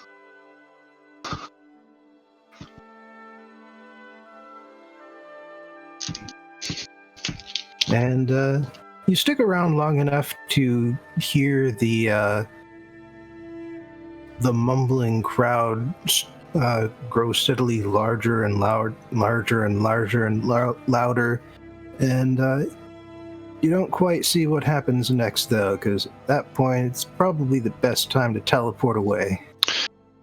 All right, well, that went better than I initially expected, to be honest. I'll check in a couple months and see how things are going. Yeah, might be a project. One of those downtime things. Yeah. Because I didn't have enough to take care of in Vienna. All right. See, look how much good we may possibly have done by doing this. I mean, I'm sure the root thing would have been fine, but I think this is going to be fine. No, okay. Well, please don't ruin this really nice city that I was going to be improving now. At the very least, you certainly shook up their society, and for a case like this, I adding a little bit of chaos might just be the best thing for it. Yeah, I think so. I hope so. Well, At let's least go the show window- the Githzerai my nifty staff. Alright. Well, you do need to leave, no, I would say that Lorm gets in contact with Harvey so that he can take your ship back to Vienna, allowing the main party to plane shift back to Limbo. And once again, you are recognized by the guards, allowed to enter the first ring, escorted into the second ring, and there you meet the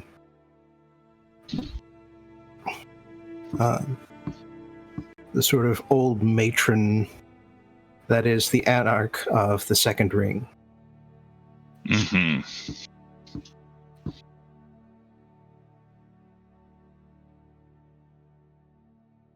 When you hold the staff out to her, she accepts it, closes her eyes, and you can feel the power of the psychic energies she uses in order to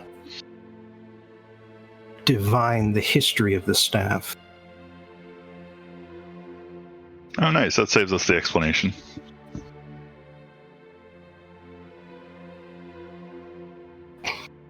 This is indeed a staff from a society you are not friends with. Yeah, they kind of suck. It's a shitty stick. Well, we tried to make them a Neither. little better. Neither would we. Githzerai are absolute enemies of any society that would hold slaves. Nice. Good to know you're at least against slavery. It is the origin of our people. Yeah, I remember that. And unlike our cousins, the Githyanki, it is not a sin that we would again revisit upon the multiverse.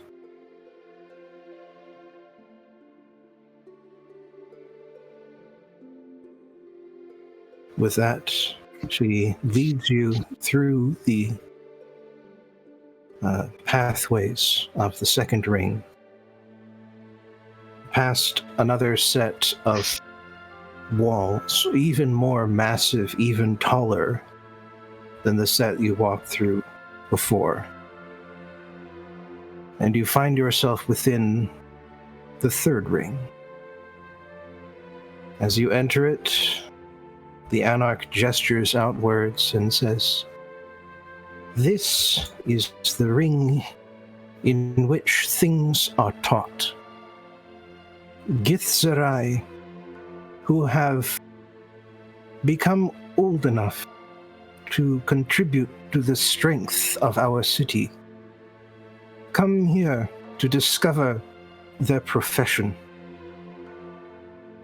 Once they know what they will do, they find those who can teach them the knowledge they will need.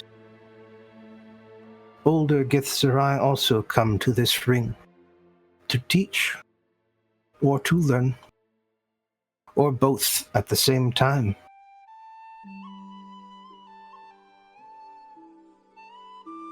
School ring. Got it.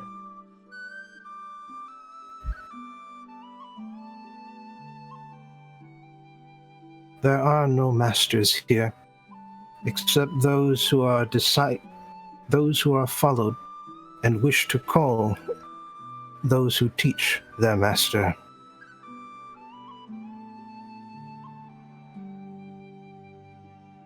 Unlike the second ring, you are free to wander through these roads as you see fit. But should you seek to leave by going through the second ring again, you will need an escort. Makes sense. Want to protect the kids. No. I have others I must attend to. She gives you a bow, hands back the staff, and goes back out through the walls. Cool. He was neat. Well, that was a pretty nice little adventure. All right. Is there anything you want to do within this ring? Any sort of people you want to meet, activities you'd like to watch? I mean, I'm always down for learning new things. Ooh, you know what? I mean, I would like to see what kind of music these guys have. I feel like that's probably something I could learn about here. Jazz. Oh my god, I can't believe the Githzerai invented jazz. Yeah, I mean, I don't know. Aurelia is a fairly curious person, so she'd be interested to learn all kinds of stuff, but music is her passion, I guess, so. You were joking about that jazz, but the fact is that Githzerai musicians, when they aren't actively tutoring younger musicians on how to play, seem to form music bands almost at random. Basically, someone sits down along the street, starts to play their instrument. Somebody else with an instrument comes along and starts just sort of riffing off of what the first musician is doing. Oh my god, I want to do it, I want to do it. Do it. Yes. All right, and you basically look around for the largest group of musicians you can find, walk straight into the middle of them, pull out your Anstrith harp, and just elevate the production immediately. Nice. These people are pretty cool, actually. And something else you notice is that there are a fair number of sculptors and artists, but they don't work with tools. They just use their minds to shape the chaos stuff exactly the way they want it to look. I mean, that's pretty cool. I guess it's a good way of practicing your mental discipline or whatever, too. Mm-hmm. Lily, is there any sort of professions you want to explore here?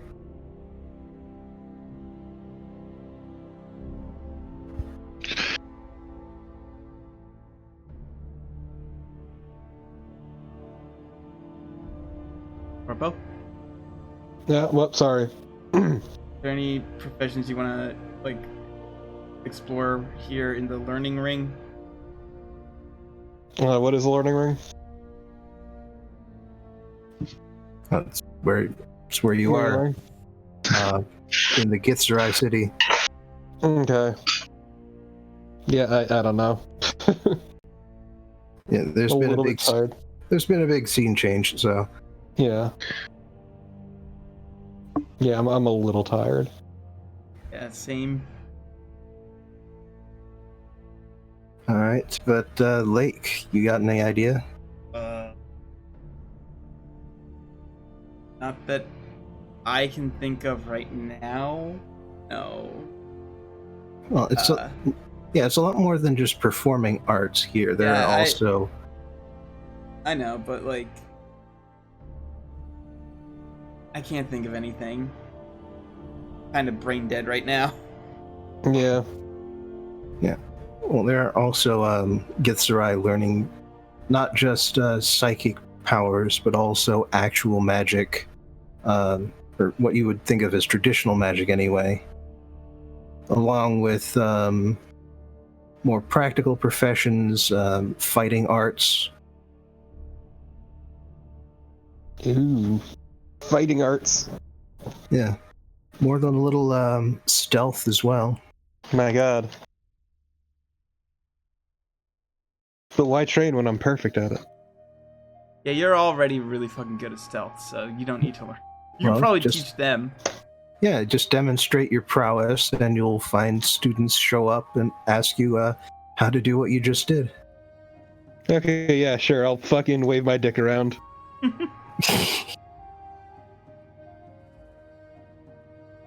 I mean, I'm not sure there's a lot that I could teach them about my style of magic. Well, first of all, you have to sell your soul to a My tree. gift to them. That is incorrect. That's a 28.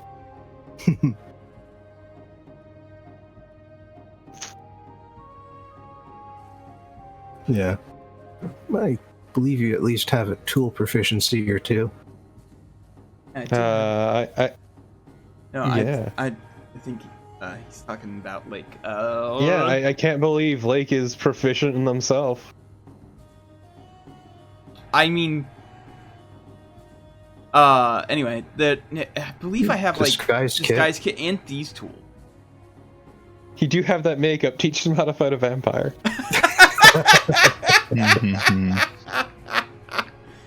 You will find students seriously listening to your description of how you fought a vampire that one time Yeah, sure. I'll teach them how and to. the other time. I'll teach them how to pull solutions out of their ass, as if magic, but it's not actually magic. You just have to like think super duper outside the box and just throw makeup at the problem. I mean, throwing makeup at the problem can describe a number of things. Yes. Teach them how to up their wing game. And yeah, eventually, at some point, when you have come back together, apparently someone told the next anarch because another female Githzerai this time, but much younger, a bit more severe in her features, but her eyes have a certain compassion to them. And when she sees you, she bows respectfully and says, "Welcome, seekers. I am the Anarch of the Third Ring. I understand that you wish to continue inwards by passing the trials." Yup. Yes. Mm-hmm. Very good. Then first, I shall teach you the lesson of power. Tell me, where is it that you believe the source of all power in the multiverse comes from? All of it in them. Wouldn't that be like? The answer is self-actualization. I was gonna say more along the lines of like the astral plane and how like astral stuff just forms basically everything. Self-actualization. Is it the mind?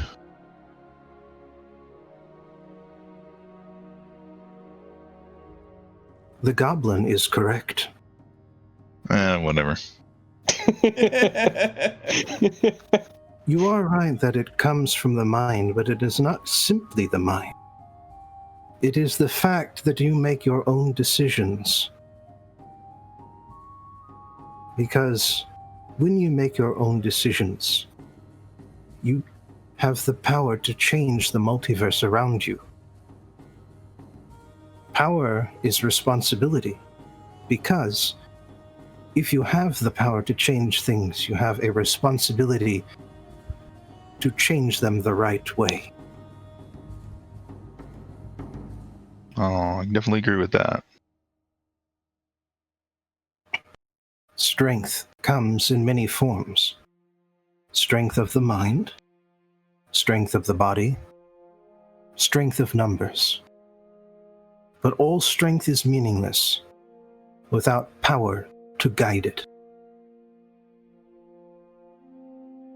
When the rising was near the time to begin.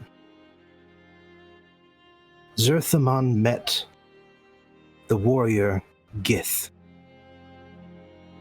and he knew that Gith knew more about war, about resistance, about fighting, about killing Illithid than he did. He knew that Gith, my decisions, would allow the Rising to succeed, even as his own would not. And so he decided. He made her the leader of the Rising. And because she was the leader, because she succeeded in freeing the people from our oppression, we honor her with the name of our people, even as we broke away from the people that she led. I was wondering about that, actually. Interesting.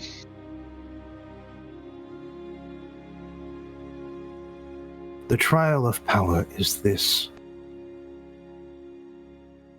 to complete a successful revolution or coup d'etat against an oppressive government.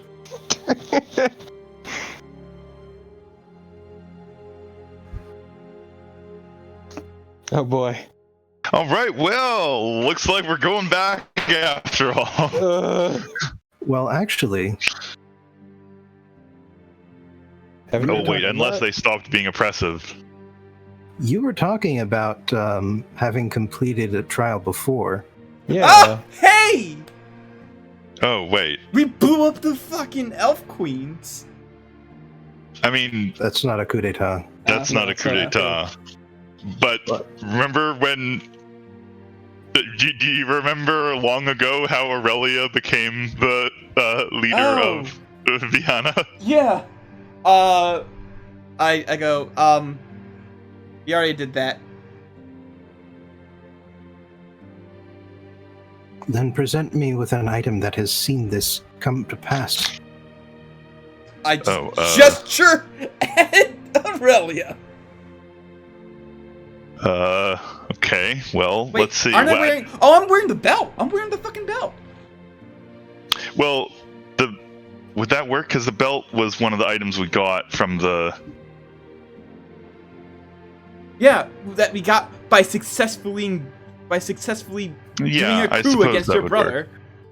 Yeah. Yeah. I mean, I suppose that might work. I show the belt, and I'm like, we got this after we successfully did the coup d'etat. Or you could show Bastion, because Bastion nobly gave their life in the service of the coup. Hasn't been really hanging around with all of this high-level stuff. Yeah, though. I am so afraid of Bastion funnier. dying again. That Bastion just basically lives in the woods.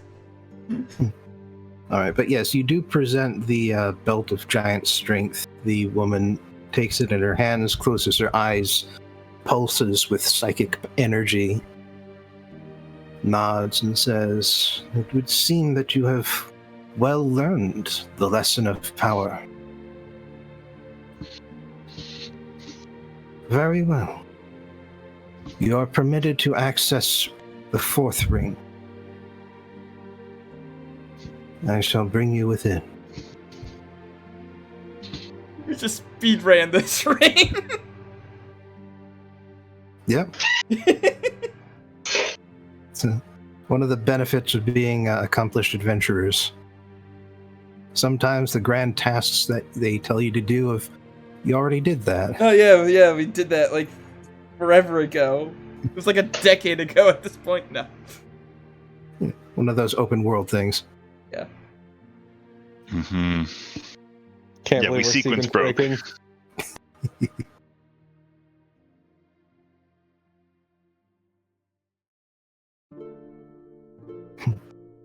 And as you are led through what is, at this point, much more of a tunnel than it is a gate, you enter the fourth ring, And as you do so, the Anarch explains, this is the ring in which new ideas are tested against one another. Yeah, science ring. The new ideas can be of any nature. New philosophies, new technologies, new forms of art. Those Githzerai who have a desire to experiment or challenge, do so here, within the safety of this deep ring, and do so civilly, because to raise too much discord here would threaten the stability of the city itself.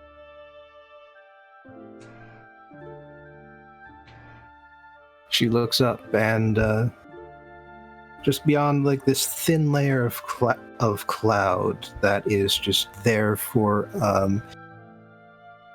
keeping the skyline simple, you can feel the energy of the chaos of limbo just pressing down on the city from above. Just a constant warning that if things get out of hand, everyone here will die.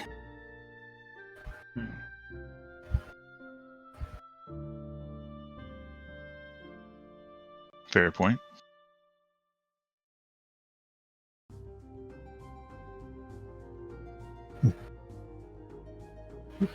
But she gives you a respectful bow and says, as with the previous ring, you may stay and do whatever you wish here. If you have new ideas to present, if you wish to find a new idea to try, you will find it here. Finally, you found the place for fashion. Mm-hmm.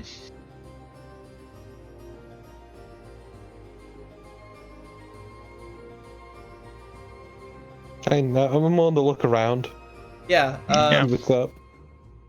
All right, and you see basically forums where Githzerai are arguing with one another in philosophical debates. You see studios where Githzerai, who appear to be older and well-established, and a few who are younger and eager to try new things, are basically playing with various designs, using the chaos stuff of Limbo to shape out whatever tools or cogs or machinery or materials that they need.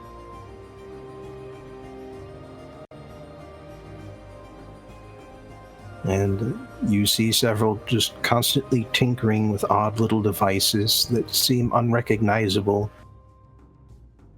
and a few that seem to be working with fires and vials and glass work, attempting to design or refine new chemicals or produce new metal alloys.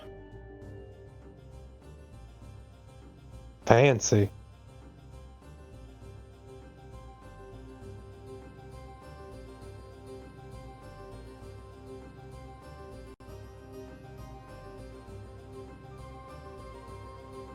Yeah, the philosophical debate thing is kind of lame. Just duke it out, but... I mean, Blake's actually kind of looking around to see if anybody can help him or help them with their personal pet project over in Okaar of getting everyone fucking on evil-ish ground. Find one balding Githzerai with an impressive beard. There's there's no way they expect to like completely upend like the fact that the Empress is going to be like the Emperor or Empress is going to be the most powerful person, period. But at the same time, people can stand to be more equal than they are now. Why don't you just become the Emperor? or empress, or whatever title you'd like. Because no one person should have all that power. Right, but I mean, if someone's... especially Aurelia. Nobody. Well, I mean, Aurelia doesn't particularly think Lake is suited to it either, but, you know, that said, if that's really what you want to do, then why not aim for the top and reform it from there, you know? If anybody, I would argue for Lake's father. Well, okay, I mean, Aurelia's point there is not no, but like that Lake would be the best person for the job, so much as, you know, you're going to have more success if you're willing to do it from the top, you know? I mean, look, Aurelia would do it, but she's disqualified by being a foreigner. And also, specifically, a foreign head of state, but, you know. Yeah. Kind of has different implications when you've already got a similar job.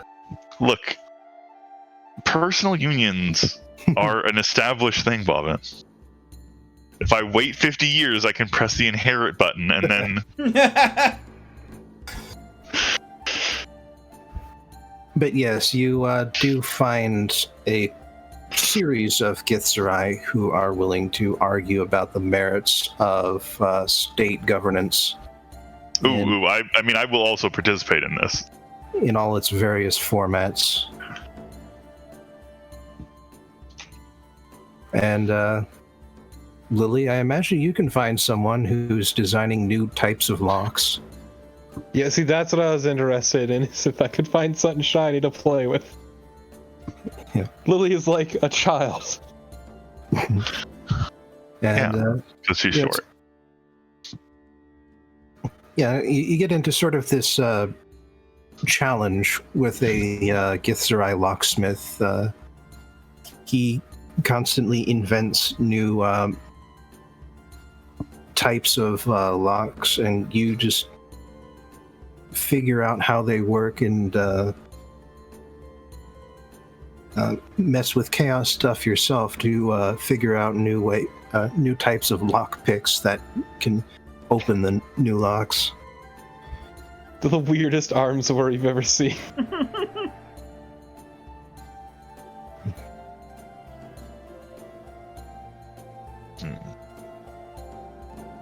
And yes, I will say that the Githzerai philosophers present to you basically every major argument ever made about the merits of centralized and decentralized states. But has one of them invented communism yet? See, I was gonna say, finally, Lake gets to debate an ANCAP. Yeah, you find Githzerai from all four of the corners. Nice. Break out the chart. This is why the age of consent should be... Oh, no! No! As soon as one of the Githzerai says that, you say, "Oh, okay, I think we're done here." No, we are 100% done. Finally, it's time to discuss the merits of child slavery. Oh my god, is there a fucking Austrian school Githzerai who's like, yo, people should be allowed to buy and sell their children? That's what I'm saying, you're gonna have fun with an ANCAP, it'll be great. Well, none of the philosophies quite reached the extremes. Damn. I guess these guys are lawful neutral, so... Well, it's when you sort of ask about that, you find out that it's sort of a process for children to go through. Is that the libertarian phase? Well, children are permitted to join the rest of the city once they can regularly contribute to the strength of the city. Those who have viewpoints or other issues that keep them from concentrating on the well-being of the group to that extent, well, they are given more time to figure things out, but if they never do, then they leave. limbo Makes sense. and are never allowed to return. They are provided with as much training and some equipment when they leave.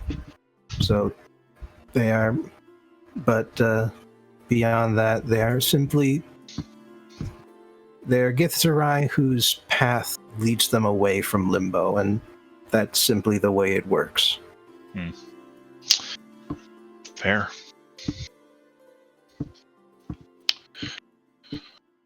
All right. Well,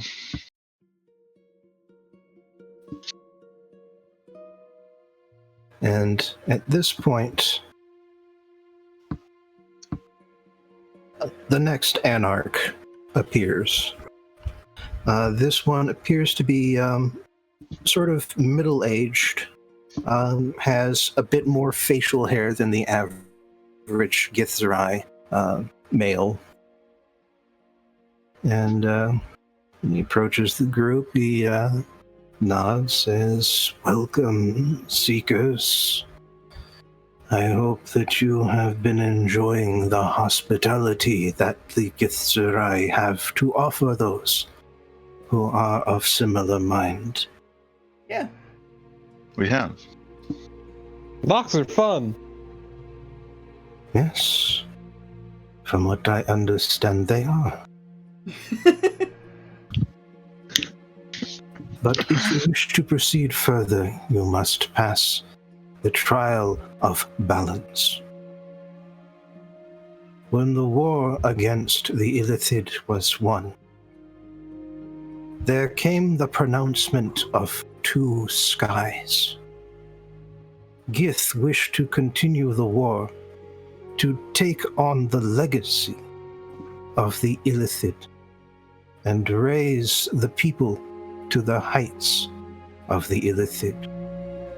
But the Illithid had long ago lost the knowing of themselves, and Zerthamon believed that it was time for the war to end, for the conflict to end, and for the people to rest and heal and learn to know themselves.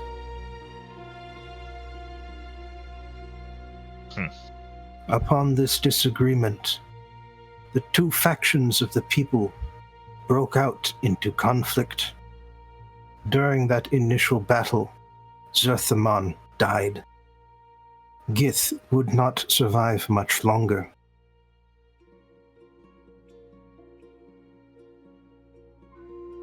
The lesson is this: do not seek extremes, but find the point of greatest balance.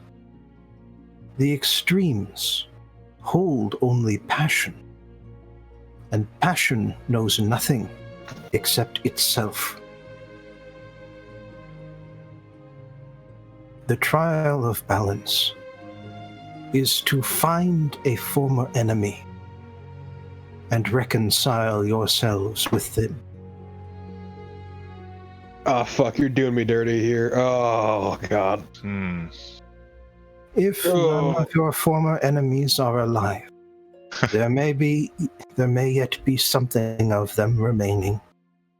Their souls, somewhere within the outer planes.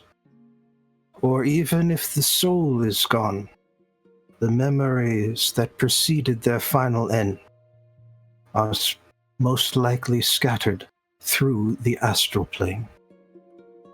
Oh, the struggle here is the people I dislike, I really dislike. I'm wondering if this is finally the thing that you promised me a long time ago, Bobbin. I will say, it is an opportunity. Okay. Well, I'm pretty sure that his soul is gone because of the worm, but if there's any memories of my brother left, Time to go find the Aboleth and apologize. I guess we're heading back to the desert. well, Relly would really like to try the thing that he said about the memories in the astral plane. I'm mostly joking on mine. Because I don't think I would fucking hope so. I got an old coworker I can make amends with.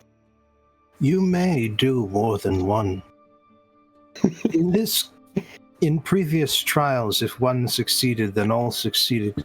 In this one, each of you must reconcile with someone. Perhaps all with the same someone, but the details are yours to decide. Just gotta walk up to Marley and be like, I forgive you for breaking my heart.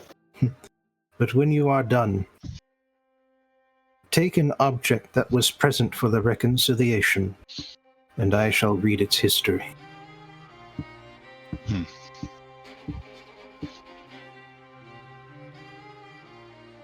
See, the struggle here is thinking of someone that Lily hates that she doesn't want to just outright gut like a trout. Same with Lake? Well, it doesn't have to be someone... I mean, okay, but the point is that you might be able to forgive them. I mean, also, it could be someone that you've already gutted like a trout if you can find their soul. Yeah. I'm not gonna make amends with the silver dragon. Well, no, probably not him. I mean, I don't think he would be a great candidate. But, like, it doesn't have to be someone that you despise with every fiber of your being. I mean, I'm sure there are people that Lily has disliked who would be her enemy in some regard. I'm willing to make amends with the elf that we left for dead in the desert. Okay. I only vaguely remember that, but sure. What about the wizard that we stole shit from? Isn't he your enemy or something? I forget exactly what the story there was. He wasn't my enemy. He had really bad taste. But I was working for a third party. Hakim Phoenix. Hakim Phoenix. I mean, I guess I could fucking check in on him. Well, make your plans, because this is going to come to fruition next time. Yes. Well, I mean, I 100% know what I want to do for Aurelia, so. Mm-hmm.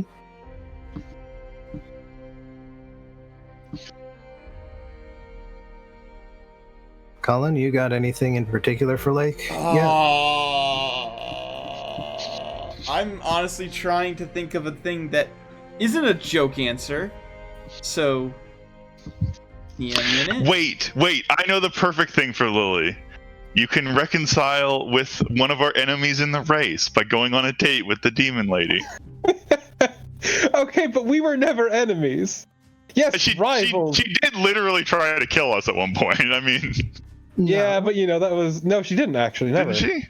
No. She tried to fool you guys and allow her crew to get ahead of you by stealing one of the flags first. Weren't they going to attack us? I guess I'm misremembering. No. She was distracting you. Oh, okay. Yeah. Well, still. We were rivals, not enemies. Well, okay. I mean, And what about the Lich? In this case, That's a joke. Yeah, in this case, the depth of the enmity is... that much is allowed to be a variable, but it does have to be someone you would label as an enemy. Okay. Well, Aurelia has the perfect one for this, so... Yes. I'm happy to help you guys with whatever enemies you'd like to reconcile with. So, are the terms of it that we have to fully reconcile, or just that we have to attempt to reconcile, or get some degree of reconciliation? I think it's forgive them. Yeah, you have no control over what other people do, but you do have control over what you do. Okay. So it's forgiveness or reconciliation on your behalf, on your part. Well, I mean, I guess in the case of Camilo, that's the only direction it could go at this point, so... Yeah.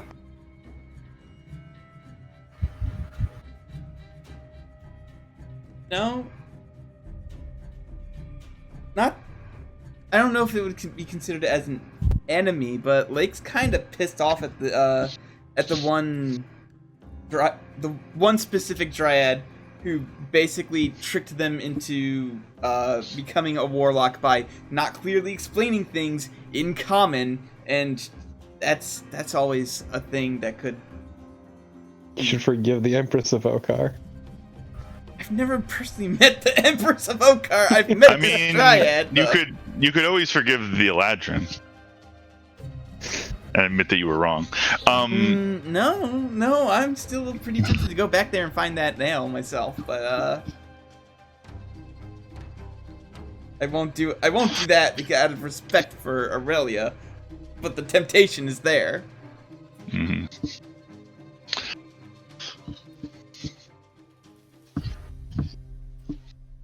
Maybe. But yeah, so Yeah, like I said, you guys have all week to figure out details. I think I'm good with mine because that does give an opportunity to figure out why exactly they did what they did. So. There's also the Rakshasa. Yeah, you kind of pre-reconciled with the Rakshasa. Yeah, but I mean, I don't know. I feel like there's still something there. I mean, you could certainly go find her and see how she's been doing. Yeah, I don't know. I'm just throwing out ideas, you know.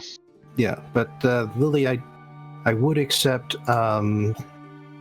what's her face, the blue elf druid. Yeah. Like, in particular, because there's something about what's been going on with her that none of you guys know about. I've always been kind of hoping that someday you'd find out. I do actually want to revisit her, especially now Lily's... What a blue elf is? Blue elf is island elf. Oh, okay. Especially because it's been a long time, and this has given Lily to realize, wow, she kind of fucked her over real hard. Did she die? No. Oh, She okay. got enslaved by Lamia. Oh, right. But didn't we kill the Lamia? No. Oh, No, you guys ran like bitches. Oh, God, we left her enslaved? Wait, No. what? You Did that fucking... happen? I tried to kill her, and y'all dragged me away. I seem to... Okay, wait. Didn't I want to free her, though, and you wanted to kill her? Yeah, and so you compromised by running. You killed all their jackal weirs, but that's about it. Okay, well, now I feel fucking bad. I want to go back and rescue her. Yeah, no, once again, just this is giving Lily a chance to reflect and like, oh shit, fuck.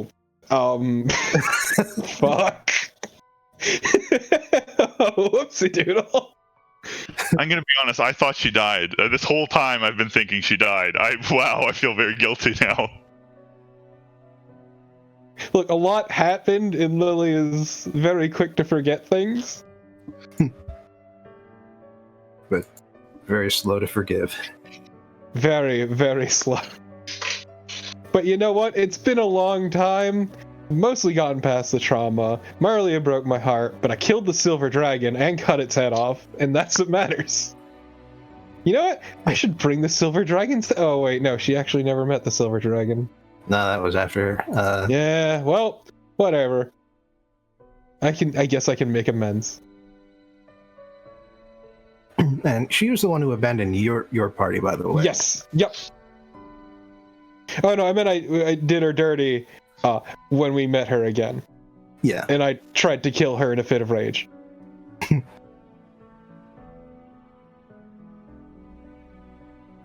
And the reason she was pissed was because she fucking abandoned them. Mm-hmm. Yeah, no, that'll be a fun adventure. Back in the desert. I hate it.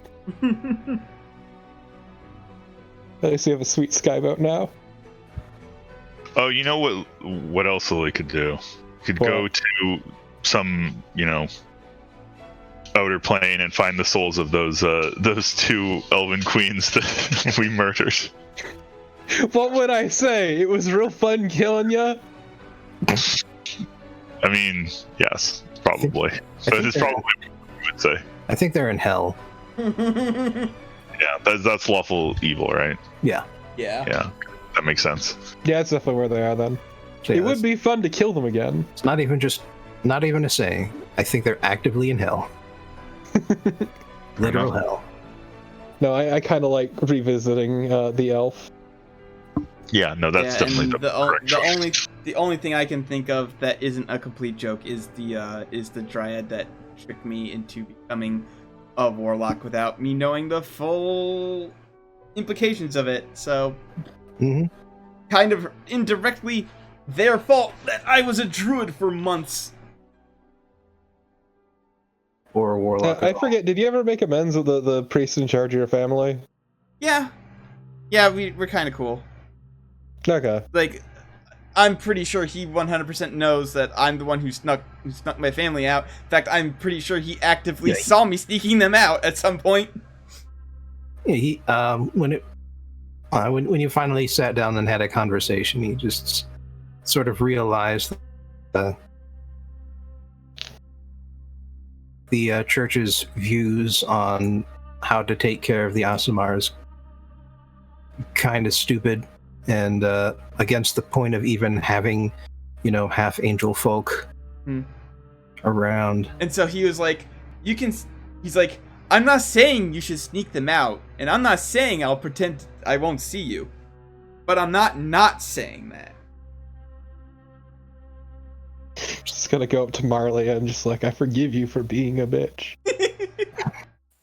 Really even think that's what she did? No, she wasn't. A bit snarky about it, but otherwise. I mean, maybe earlier when she was, working for the worm or whatever, but No, with the rejection. Yeah, I know. And even then, that was very much against her own will. Yeah, well, didn't she get into it willingly? I'm not clear on that, to be honest. Well, basically, her home life was a worse option at the time. Fair enough. Which is sort of how it goes with everybody who signs up with the worm. Right, yeah, no, preying on vulnerable people. It makes sense. Like, I'm pretty sure that Lake would have been a prime candidate for the worm if I had chosen the fucking, really weird, jank-ass, outside... Great old one. Yeah, great old one pact. But I chose Archfey instead, so... But yeah, so, elf lady. I'm curious actually what Bobbin would have done with that if you had wanted to do that. There's another elf that opposes the worm. The idea of the final boss for this campaign came several sessions in. That's fair. Yeah. So actually, the whole thing might have gone a completely different direction. I could have been a servant of the worm and been like, yeah, it sucks, but also I can do this, and just start shooting lasers everywhere. Just collapse into a pile of worms. Yo, check this shit out, guys, and then you die. You think Aurelia is weird about the fucking mother tree? I'm trying to imagine the alternate version when they being the fucking eldritch abomination. No, Lake would have been 100%. Oh no, yeah, it's evil as shit, and I hate it. But also, there's no better option. I mean, I suppose if you had started that way, it probably would have increased the likelihood of you taking the offer to switch pacts. Yeah, I would have 100% which I still think you could have taken. Much like what Aurelia did, in fact. Yeah, exactly.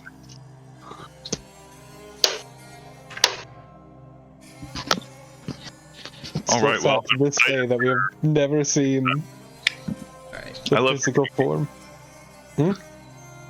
I'm excited for next time. Yeah, I love same.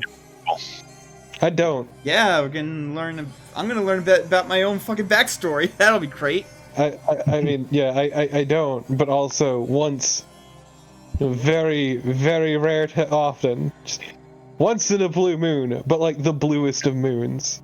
Lily I'm is excited wrong. to finally learn a bunch of stuff in character that I've known out of character for a while. I get to learn both in and out of character stuff I have never known. I'm not actually clear if I don't get to learn a damn thing.